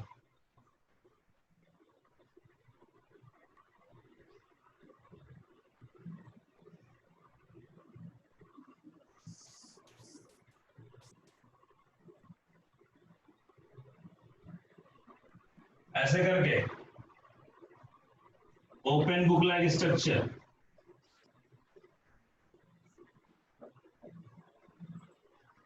ठीक है कि नहीं? Yes, अब H2O2 क्या दोनों की तरह काम करता है? As oxidizing agent as well as reducing agent, क्योंकि ये -1 ऑक्सीडेशन स्टेट में है, और जो इंटरमीडिएट ऑक्सीडेशन स्टेट में होते हैं वो ऑक्सीडाइज भी हो सकते हैं, रिड्यूस भी हो सकते हैं। ऑक्सीडेशन में पढ़ा है, रिडक्शन ऑक्सीडेशन पढ़ाया था, यस या नो? Yes sir. याद है हाईएस्ट सिर्फ ऑक्सीडाइजिंग एजेंट की तरह काम करता है, लोवेस्ट वाला यस में सर, सिर्फ रिड्यूसिंग। एजेंट की तरह काम करता है, जो बीच में होता है वो दोनों की तरह काम करता है। याद आ रहा है? यस। अगर ये अपने आप को रिड्यूस करेगा तो H2O में जाएगा, ऑक्सीडाइज करेगा तो O2 में जाएगा, क्योंकि O2 में होता है 0 और इसमें होता है -2। बोलो सही है? अब जो आपका H2O2 है O2 में जा रहा है, तो अपने आप को क्या कर रहा है? ऑक्सीडाइज कर रहा है। अगर अपने आप को ऑक्सीडाइज करेगा, दूसरे को रिड्यूस करेगा, तो कैसे काम करेगा? Act as reducing. और जब H2O में जाएगा कब? जब act as oxidizing agent, yes या no? H2O can work as a both oxidizing agent as well as reducing agent, क्योंकि वो दोनों स्टेट में जा सकता है, हाईएस्ट वाली में भी, लोवेस्ट वाले में भी। हाईएस्ट उसका अगर H2O2 जाएगा तो O2 में जाएगा, लोवेस्ट जाएगा तो H2O में जाएगा। तो उसके बेसिस पर उसको डिफाइन कर दिया गया कि वो कैसे काम कर सकता है, कब कैसे काम करेगा। जब O2 में जाएगा तो एज ए रिड्यूसिंग एजेंट काम करेगा, जब H2O में जाएगा तो एज ए ऑक्सीडाइजिंग एजेंट। इतनी बात क्लियर है? अब इसी से क्वेश्चन 2018 में आ गया था। अगर किसी को इतनी बात क्लियर थी तो वो क्वेश्चन 2 मिनट का था। अब मैं आपको कुछ और चीजें दिखा देता हूं, जो मैंने आपको पीछे बोला था कि H2O2 का हमेशा एन फैक्टर कितना होता है? 2। तो वो कैसे होता है वो मैं दिखा देता हूं।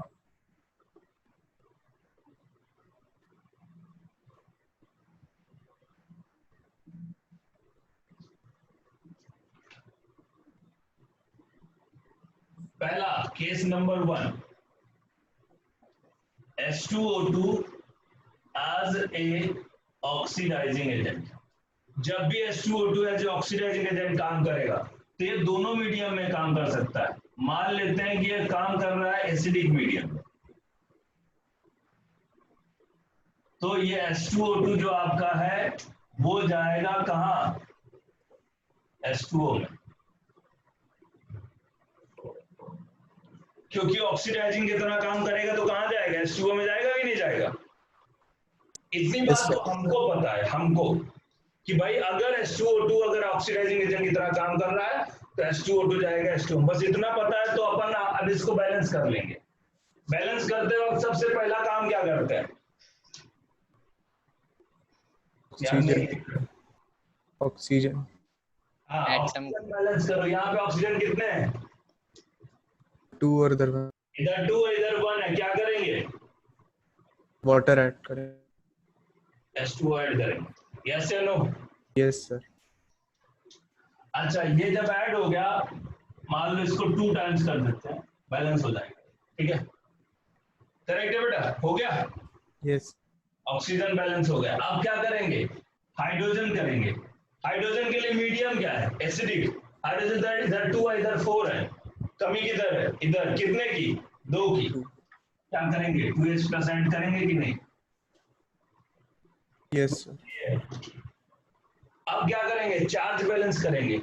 चार्ज इधर 2 है और इधर 0, क्या 2 इलेक्ट्रॉन ऐड करेंगे कि नहीं? Yes sir. चार्ज बैलेंस हो गया। अब बताओ क्या बेटा? आपने कितना पढ़ा दिया है? मतलब H2O2 तक मैं था, अब हाँ इतना ही पढ़ाया, बाकी तुमको कुछ छूट जाएगा, वीडियो मिल जाएगा, परेशान मत हो। ठीक है सर। सर वीडियो ऑफ हो गई थी थोड़ी। अब देखिए यहाँ पे हमने इसको बैलेंस कर दिया। अब बताओ ये 2 इलेक्ट्रॉन गेन कर रहा है, अगर 2 इलेक्ट्रॉन गेन कर रहा है तो एन फैक्टर कितना हो जाएगा, 2 हो जाएगा कि नहीं? Yes sir. अब बताओ इसका बेसिक मीडियम करना है, बेसिक मीडियम। बेसिक मीडियम में क्या होगा, H2O2 फिर से जाएगा तो H2O में ही, अब मीडियम चेंज हो गया तो अपन काम कर लेते हैं फिर से। अब बताओ यहाँ पहले ऑक्सीजन बैलेंस करेंगे, ऑक्सीजन बैलेंस करेंगे तो यहाँ पे 2 हो जाएगा कि नहीं? Yes sir. अब हाइड्रोजन इधर 2 है, इधर 4 है, तो कमी किधर है, इधर। प्लस लीडिंग मीडियम कौन सा है? नहीं होता है प्लस क्या? अब हाइड्रोजन इधर 2, तो यहाँ क्या करेंगे, 2H2O और साइमल्टेनियसली 2OH माइनस, यस या नो? Yes sir. अब चार्ज बैलेंस करेंगे, क्या 2 इलेक्ट्रॉन डाल दो इधर, बैलेंस है charge. Yes sir. Scan factor कितना आएगा, 2, क्योंकि 2 इलेक्ट्रॉन गेन कर रहा है। सही है बेटा? सही है सर। तो H2O2 चाहे ऑक्सीडाइजिंग मीडियम में हो, चाहे रिड्यूसिंग मीडियम, चाहे ऑक्सीडाइजिंग में तो एसिडिक मीडियम में हो, चाहे बेसिक मीडियम में, दोनों बैलेंस करना आता है, क्योंकि आयन एक्सचेंज मेथड हमको बहुत अच्छे से पता है। केस नंबर 2, केस नंबर 2, अगर H2O2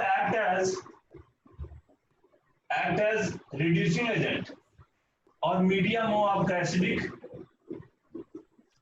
तो भैया हमको एक बात पता है कि वो अगर रिड्यूसिंग एजेंट की तरह काम करेगा तो H2O2 से O2 में जाएगा। फिर से पहला काम, O2 बैलेंस है, ऑक्सीजन बैलेंस है, हाइड्रोजन इधर कितने, 2, मीडियम कौन सा है, एसिडिक, उधर कितने, 0, क्या करेंगे, 2H प्लस ऐड करेंगे। हाइड्रोजन बैलेंस हो गया तो अब चार्ज बैलेंस करेंगे, क्या इधर 2 इलेक्ट्रॉन ऐड कर दूं तो सही हो जाएगा? कुछ नया काम नहीं कर रहा हूं, सब वही पढ़ाया हुआ है तुमको। तो 2 इलेक्ट्रॉन ऐड हो गए, बस 2 इलेक्ट्रॉन का लॉस हो रहा है, तो एन फैक्टर कितना हो जाएगा, 2। सिमिलरली सेकेंड में बेसिक मीडियम है, बेसिक मीडियम है तो H2O2 कहाँ जाएगा, O2 में जाएगा, वो तो वही रहेगा। फिर से ऑक्सीजन बैलेंस है, अब क्या करेंगे, हाइड्रोजन बैलेंस करेंगे, लेकिन मीडियम कौन सा है, बेसिक, तो यहाँ पे 2 है, तो यहाँ पे क्या करेंगे, 2 वाटर मॉलिक्यूल करेंगे और साइमल्टेनियसली 2OH माइनस, यस या no? Yes sir. OH minus add हो गए तो इलेक्ट्रॉन ऐड करेंगे, इलेक्ट्रॉन कितने आएंगे इधर, 2 इलेक्ट्रॉन आ जाएंगे, और 2 इलेक्ट्रॉन लॉस हो रहा है तो एन फैक्टर 2 होगा। तो आप ये देख रहे हैं कि H2O2 चाहे ऑक्सीडाइजिंग की तरह काम करे, चाहे रिड्यूसिंग की तरह काम करे, चाहे एसिडिक मीडियम में काम करे, चाहे बेसिक मीडियम में काम करे, इसका एन फैक्टर ऑलवेज क्या होता है, 2। तो क्या मैं एक बात आपको 3 स्टार पॉइंट लगा के लिख सकता हूं कि H2O2 has always an factor 2? बताओ बेटा, सही है कि नहीं? Yes sir. Yes. Yes sir. बहुत बढ़िया, फिर आप इसको नोट कर लो फटाफट, ये बात नोट करो, ये सारे आपके कर ली no. Important oxidising agent noted. Yes sir. Yes sir. चलो कुछ क्वेश्चन करे जाए फिर। तो आप पहली हेडिंग डालिए एसिड बेस टाइट्रेशन, पहली हेडिंग डालिए एसिड बेस टाइट्रेशन। अब इस पे कुछ न्यूमेरिकल करें।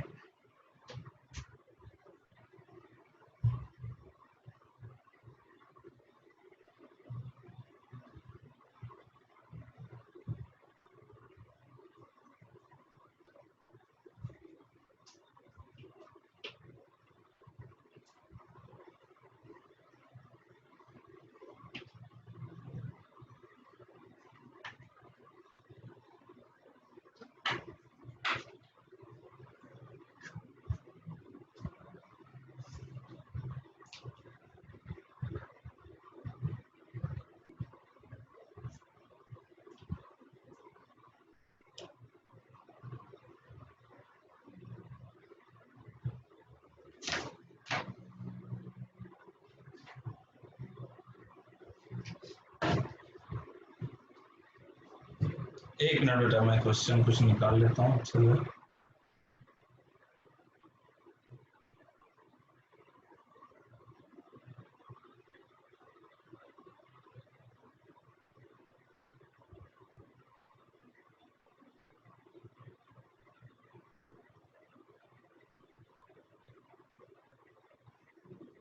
एक क्वेश्चन लिखिए, what is the strength in gram per litre, what is the strength in gram per litre of solution,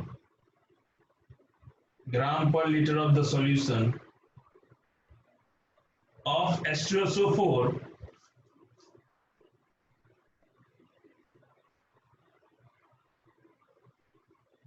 comma 12 ml of which neutralized with 12 ml of which neutralized with 15 ml of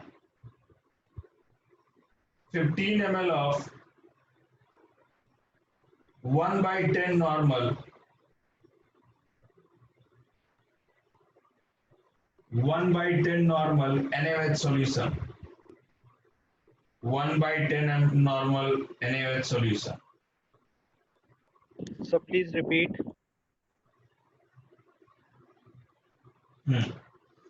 What is the strength in gram per liter of solution of H2SO4, comma 12 ml of which neutralize 15 ml of 1/10 normal 15 ml of 1/10 normal NaOH solution.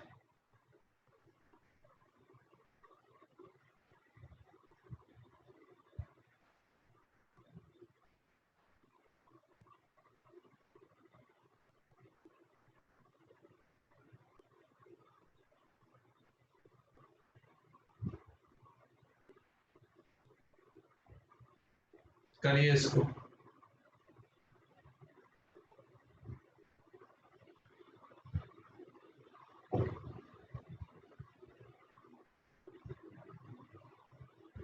कर सकते हैं sir बस होना है।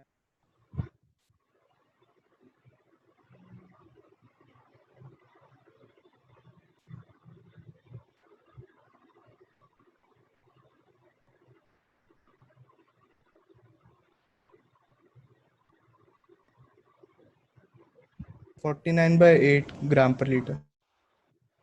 Solve करो पूरा बेटा।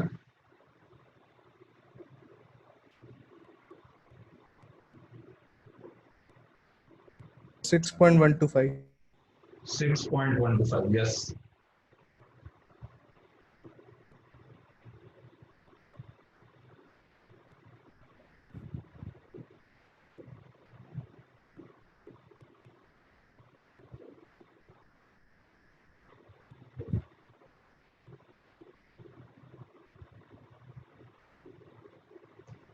आया कि नहीं सभी का बेटा? Yes sir. क्या करना है, इसको बहुत अच्छे समझिएगा। क्वेश्चन नंबर H2SO4 था, ठीक है, और उसने H2SO4 में ये जो आपका मिक्सचर पड़ा होता है H2SO4 का, उसको न्यूट्रलाइज किया। 12 ml जो आपका है उसको न्यूट्रलाइज किया, रिएक्शन कराया किसके साथ? NaOH के साथ। और NaOH जो आपका है वो आपका कितना ml है? 1/10 नॉर्मल है, और कितने ml है? 15 ml। 15 ml। ये आपको ये इससे रिएक्शन करा और कह रहा है कि इसकी स्ट्रेंथ बताओ, इसकी स्ट्रेंथ। एक पहले बात सोचो कि क्या इस सॉल्यूशन की नॉर्मेलिटी निकाल सकते हैं? अगर हम नॉर्मेलिटी निकाल लेंगे तो स्ट्रेंथ अपने आप आ जाएगी, ठीक है? Yes sir. तो हमको एक बात पता है कि अगर H2SO4 NaOH के साथ रिएक्शन करेगा तो वो क्या बनाएगा हमको नहीं पता करने की जरूरत। NaOH अगर H2SO4 के साथ रिएक्शन करेगा तो क्या बनाएगा वो हमको पता करने की जरूरत है भी नहीं, ठीक है?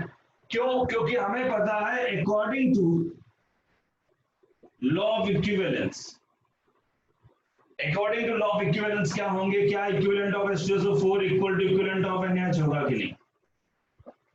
बोलो सही है बेटा? Yes sir. Yes sir. अच्छा, अगर ये है तो हम क्या करेंगे? हम अपना काम करेंगे कि इक्विवेलेंट आप इसके निकालेंगे। तो इसके इक्विवेलेंट निकालने के लिए क्या इसकी नॉर्मेलिटी दी है क्या? तो इसकी नॉर्मेलिटी मान लो कि n है, तो नॉर्मेलिटी अगर n मान लेते हो तो n इंटू वॉल्यूम कितना हो जाएगा? 12। तो ये मिली इक्विवेलेंट कर लेते हैं क्योंकि हमारे पास मिली इक्विवेलेंट में किया आएगा तो answer n into 12 mm divided by 15 into 1 by 10। बोलो सही है? Yes sir. यहाँ से नॉर्मलिटी कितनी आ जाएगी? 1/8। 1/8 अपॉन 12 into 10, तो 1/8 आ जाएगी नॉर्मलिटी। अगर नॉर्मलिटी आपकी आ गई तो अब अपने को चाहिए क्या? Strength. Strength equal to normality into equivalent weight होता है कि नहीं? यस सर ये आपको रिलेशन पढ़ाया था, डिराइव भी कराया। Yes sir. यस सर तो नॉर्मलिटी आपकी h⁴ की 1/8 है और उसका इक्विवेलेंट वेट कितना है? 98/2 98/2। तो आपकी स्ट्रेंथ जो है वो आ जाएगी सीधा, वो कितनी आ रही है? 6.125 ग्राम पर लीटर। यस या नो? यस सर कहीं कोई डाउट हो तो बिल्कुल बेहिचक पूछ सकते हो, क्वेश्चन में कुछ भी नहीं। सबको आ गया? यस सर आ गया। आगे बढ़ा जाए, ठीक। नेक्स्ट क्वेश्चन लिखिए।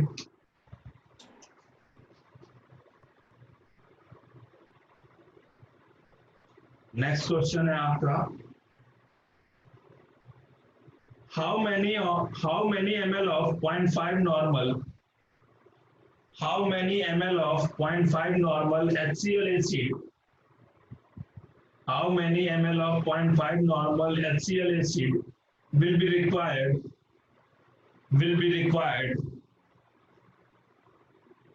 to completely neutralize 500 ml of NaOH solution, 500 ml of NaOH solution। समझ गए? कर लोगे? भाई लोग? यस। Yes sir.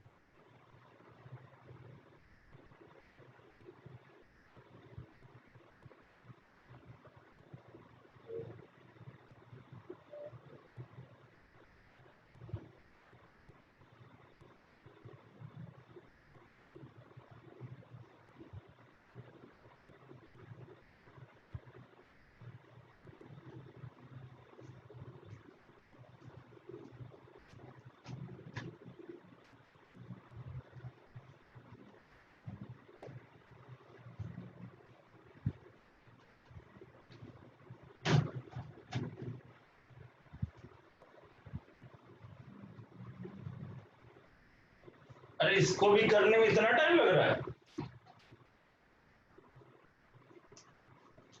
एक HCl दिया है और क्या दिया है? NaOH, यही तो दिया है। अरे भाई आवाज आ रही है ना? आ रही है सर, आवाज आ रही है। तो बताओ फिर इसका नॉर्मलिटी कितना दिया है? 0.5 नॉर्मल। Yes sir. और वॉल्यूम कितना दिया है? तो निकालना है वो तो। अच्छा ये वॉल्यूम निकालना है। और इसका कितना नॉर्मलिटी दिया है? सर नहीं दिया है, मतलब कंप्लीटली नहीं बताया। सर। सर वही तो नहीं इसकी भी नॉर्मलिटी नहीं दी है। Yes sir. Yes, हो गया।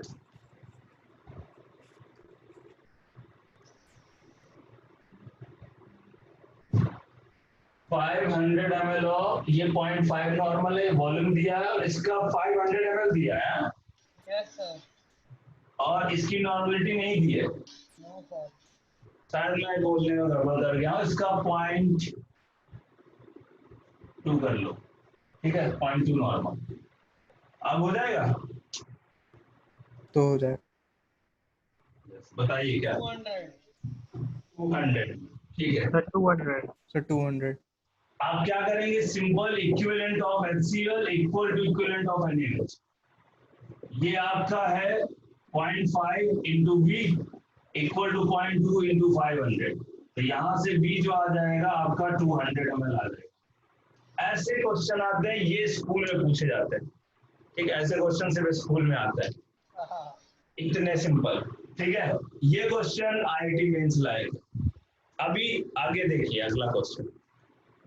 अगला क्वेश्चन में डिफिकल्टी लेवल बढ़ाता जा रहा हूं, ठीक है। अगला question, how much solid NaHCO3, how much solid sodium bicarbonate NaHCO3, how much solid of NaHCO3 will be neutralized by repeat कर लीजिए। how much solid NaHCO3 will be neutralized by 40 ml of 0.1 molar 0.1 capital M 0.1 molar H2SO4 0.1 molar H2SO4 ये बताइए। How much solid NaHCO3 will be neutralized by 0.2 40 ml of 0.1 molar H2SO4 0.1 molar H2SO4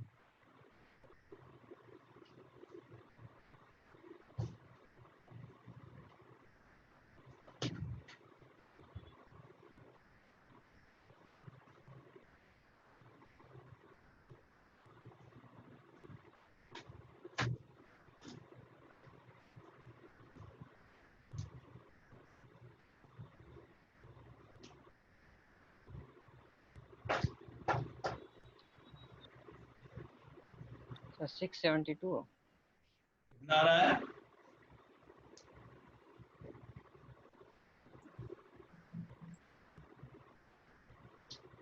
.672 gram. Yes sir. 0.672 ग्राम।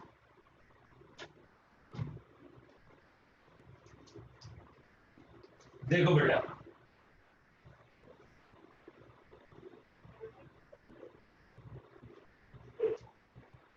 आपको कह रहा है कि NaHCO3 दिया है और इसका रिएक्शन करा रहे हैं किससे?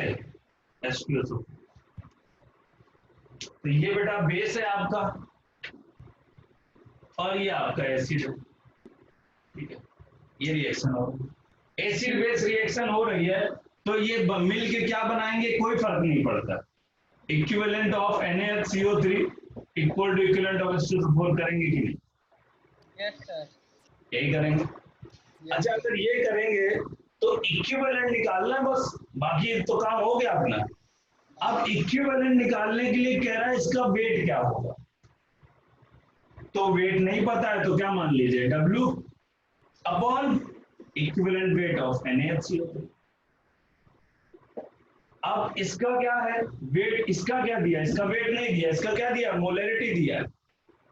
तो क्या करेंगे molarity into N factor into volume. आपको मैं पहले ही बता चुका हूं कि इक्विवेलेंट 4 तरीके से निकाला जा सकता है। इस केस में वेट दिया था तो डिवाइड बाय इक्विवेलेंट वेट, इस केस में मोलैरिटी दी थी तो molarity into N factor into volume. Correct बेटा? सर मोलैरिटी दी है तो सर उससे मोल्स नहीं निकल आएंगे और मोल्स इनटू एन फैक्टर कर देंगे। Moles into N factor M into B करोगे तो मोल्स ही तो मिलेंगे, तो वही बात तो हो गई।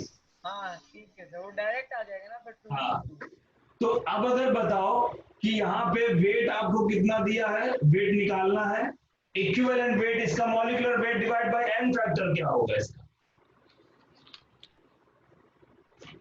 84। एन फैक्टर 1 होगा, ठीक है, क्योंकि NaHCO3 में जो आपका Na ही तो रिप्लेस होगा, एक ही Na प्लस देगा या तो एक H प्लस इसका निकाल लेगा। Yes sir. तो वो इसका एन फैक्टर हमेशा क्या आएगा 1। NaHCO3 का चाहे सॉल्ट से ले लो चाहे कैसे भी ले लो। तो ये आपका इसका मॉलिक्यूलर मास कितना होता है 84 डिवाइड बाय 1, मतलब molecular weight divide by N factor equal to इसका मोलैरिटी कितना दिया है 0.1, एन फैक्टर कितना होगा 2 H2SO4 का, करेक्ट। और इसका वॉल्यूम कितना है, वॉल्यूम कितना दिया है 40 ml। लेकिन ये 40 ml में हमको किस में चेंज करना पड़ेगा इक्विवेलेंट, हमने ऊपर लीटर में। तो डिवाइड बाय 1000 करना पड़ेगा कि नहीं, वॉल्यूम लीटर में लाना पड़ेगा। क्लियर बात है? Yes sir. क्योंकि इधर इक्विवेलेंट है, इधर भी इक्विवेलेंट ही होने चाहिए। अगर इधर मिल इक्विवेलेंट इधर भी मिल इक्विवेलेंट कर सकते हैं, बट इधर पहले ही वेट अपॉन इक्विवेलेंट देता है, तो फिर हम इधर भी इक्विवेलेंट ही करेंगे। अब इससे W आ जाएगा आपका, बताओ कितना आ रहा है W? 0.672। कितना आसान क्वेश्चन है, एक लाइन का। अगर इसी क्वेश्चन को लिमिटिंग रीजन से करते तो क्या इसका पूरी बैलेंस रिएक्शन पता होनी चाहिए थी, फिर लिमिटिंग रीजन निकालना पड़ता, फिर जाकर उससे सॉल्व करते। क्या आपको इतनी बात ये आसान लग रहा है कि वो आसान लग रहा है? सर ये आसान लग रहा है। ये आसान। क्योंकि एन फैक्टर और इक्विवेलेंट वेट आपको अच्छे से क्लियर है। अगला क्वेश्चन करिए।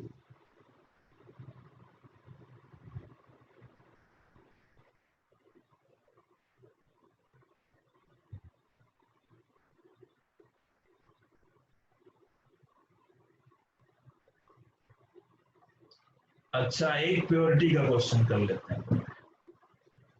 देखिए 150 ml 150 ml of 1/10 normal HCl, 150 ml of 1/10 normal HCl required to react completely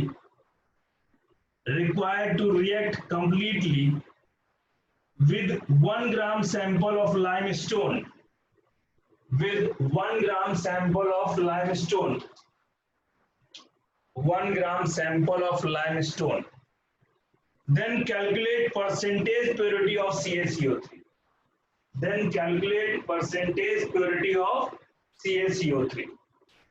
अब देखिए मैं आपको एक कॉन्सेप्ट बता देता हूं परसेंटेज प्योरिटी की, मैंने लिमिटिंग रिएजेंट में भी बात करी थी, लेकिन फिर से एक बार आपको याद दिला देता हूं, बाकी क्वेश्चन आप करेंगे। क्वेश्चन रिपीट कर दीजिए प्लीज।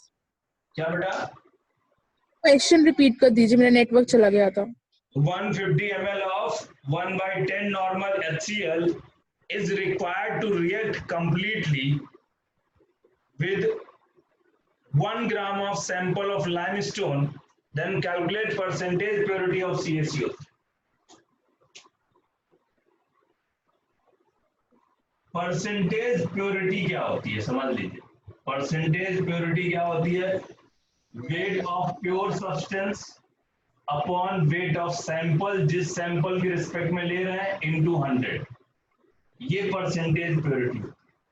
अब एक बात तो समझिए, मैं इसको पहले ही बता चुका हूं कि मान लो मैंने एक NaOH लिया, एक HCl लिया। अब जो NaOH लिया उसमें कुछ कंकड़ पत्थर डाल दिए, तो जो HCl है वो किसके साथ रिएक्ट करेगा? वो NaOH के साथ रिएक्ट करेगा। क्या कंकड़ पत्थर के साथ रिएक्ट करेगा? No sir. नहीं करेगा। तो जो NaOH जब HCl के साथ रिएक्शन करेगा तो जो NaCl बनेगा, क्या वो उसका प्योर फॉर्म होगा कि नहीं? उसमें तो इम्प्योरिटी नहीं होगी ना। ठीक है, तो हमेशा क्या करेंगे, कितना प्योर, पूरा सैंपल का क्या वेट था, मान लो NaOH का वेट 1 kg था, उसमें से प्योर मान लो 80 kg था, सॉरी पूरा, अगर मान लो NaOH का 1 kg वेट था, उसमें से 500 ग्राम जो आपका है वो प्योर है, तो यहाँ पे कौन सा वेट लिखेंगे? प्योर। और यहाँ पे कौन सा वेट लिखेंगे? जो पूरे NaOH का वेट होगा इनटू 100। क्या बात समझ में आ गई? Yes sir. अब इस क्वेश्चन में आ जाते हैं। वो कह रहा है कि HCl रिएक्ट कर रहा है लाइमस्टोन के साथ। लाइमस्टोन क्या होता है? CaCO3। सर 75% आ रहा है। हाँ 75% आ रहा है। और वो कह रहा है जो CaCO3 है वो आपका प्योर नहीं है, वो पत्थर होता है, मार्बल देखा आपने, पत्थर होता है, उसमें कुछ ना कुछ इम्प्योरिटी है। तो वो कह रहा है कि वो परसेंटेज प्योरिटी बताओ CaCO3 का कितना प्योर होगा। तो जो प्योर होगा वही HCl से रिएक्ट करेगा कि नहीं करेगा? Yes sir. वहां से वेट निकल जाएगा कितना आपका रिएक्ट कर रहा है। अब इसको क्वेश्चन को सॉल्व करो, फिर मैं बताता हूँ। आंसर 75% है, सही बताया किसी ने। आप करिए, फिर मैं बताता हूँ कैसे निकालेंगे। मतलब जो 1 ग्राम दिया है वो आपका प्योर नहीं है, उसमें कुछ ना कुछ इम्प्योरिटी है।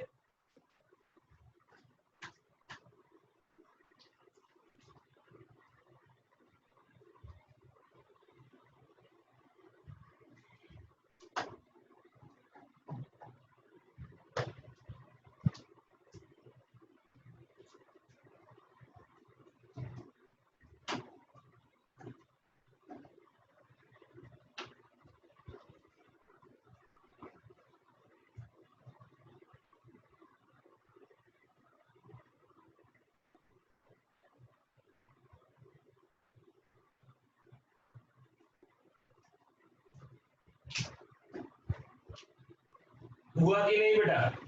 नहीं,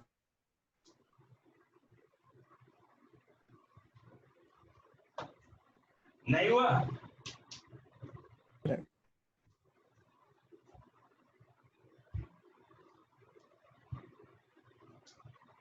चलो बेटा यहां देखो, HCl रिएक्ट कर रहा है CaCO3 के साथ, वो क्या बनेगा हमको नहीं पता, ठीक है, लेकिन हमको ये पता है कि equivalent of HCl equal to equivalent of CaCO3 होगा कि नहीं? बोलो सही है बेटा? Yes sir. अगर ये है तो क्या मैं इक्विवेलेंट ऑफ HCl निकाल सकता हूं? यस। उसके लिए देखना पड़ेगा क्या दिया है, क्या दिया उसका, नॉर्मेलिटी दी है, तो मैं क्या करूं, 1/10 नॉर्मल मतलब नॉर्मेलिटी इनटू वॉल्यूम, ये करूंगा तो इसके इक्विवेलेंट आ जाएंगे। अच्छा CaCO3 का क्या दिया है, वेट दिया है, सैंपल क्या करेंगे, वेट अपॉन इक्विवेलेंट वेट करेंगे, करेक्ट। अब बताइए यहाँ नॉर्मेलिटी आपकी जो है ये कितनी है, 1/10 और वॉल्यूम है 150 डिवाइड बाय 1000, तभी तो आएगा equivalent. Yes yes sir. Volume के ml को लीटर में चेंज करना पड़ेगा, तो ये आ गया आपका इक्विवेलेंट ऑफ HCl। अब वेट ऑफ प्योर वाला ही रिएक्ट करेगा, तो वेट प्योर तो दिया नहीं है तो हम मान लेते हैं कि W प्योर है वो, और डिवाइड बाय इक्विवेलेंट क्या होगा, 100/2, क्योंकि CaCO3 एक सॉल्ट है, सॉल्ट का फैक्टर 2 होता है, तो यहाँ पे आपका 100/2 होगा, करेक्ट बेटा? इसमें कोई डाउट है क्या? 100 इसका मॉलिक्यूलर मास है एंड फैक्टर इसका 2 होगा, बोलो कोई डाउट है? No sir. No sir. और ये जो वेट होगा, जो प्योर होगा वही HCl से रिएक्ट करेगा, तो इसलिए ये वेट जो लिखा है मैंने प्योर वेट लिखा है। तो बेटा इसको जब तुम सॉल्व करोगे तो वेट ऑफ प्योर कितना है, 0.75 ग्राम। 0.75 ग्राम आएगा। अब हमको चाहिए परसेंटेज प्योरिटी, तो परसेंटेज प्योरिटी क्या होगी, W of pure upon W of sample, जो सैंपल का वेट दिया इनटू 100। तो बताओ परसेंटेज प्योरिटी ऑफ CaCO3, तो W ऑफ प्योर कितना है आपका 0.75, सैंपल का वेट कितना है 1 ग्राम इंटू 100, क्या 75% आ गया कि नहीं आ गया? आ गया। तो परसेंटेज प्योरिटी के क्वेश्चन आएंगे तो कर लेंगे आप? Yes sir. अब आज के लिए इतना ही, ठीक है, आप समझिए बेटा।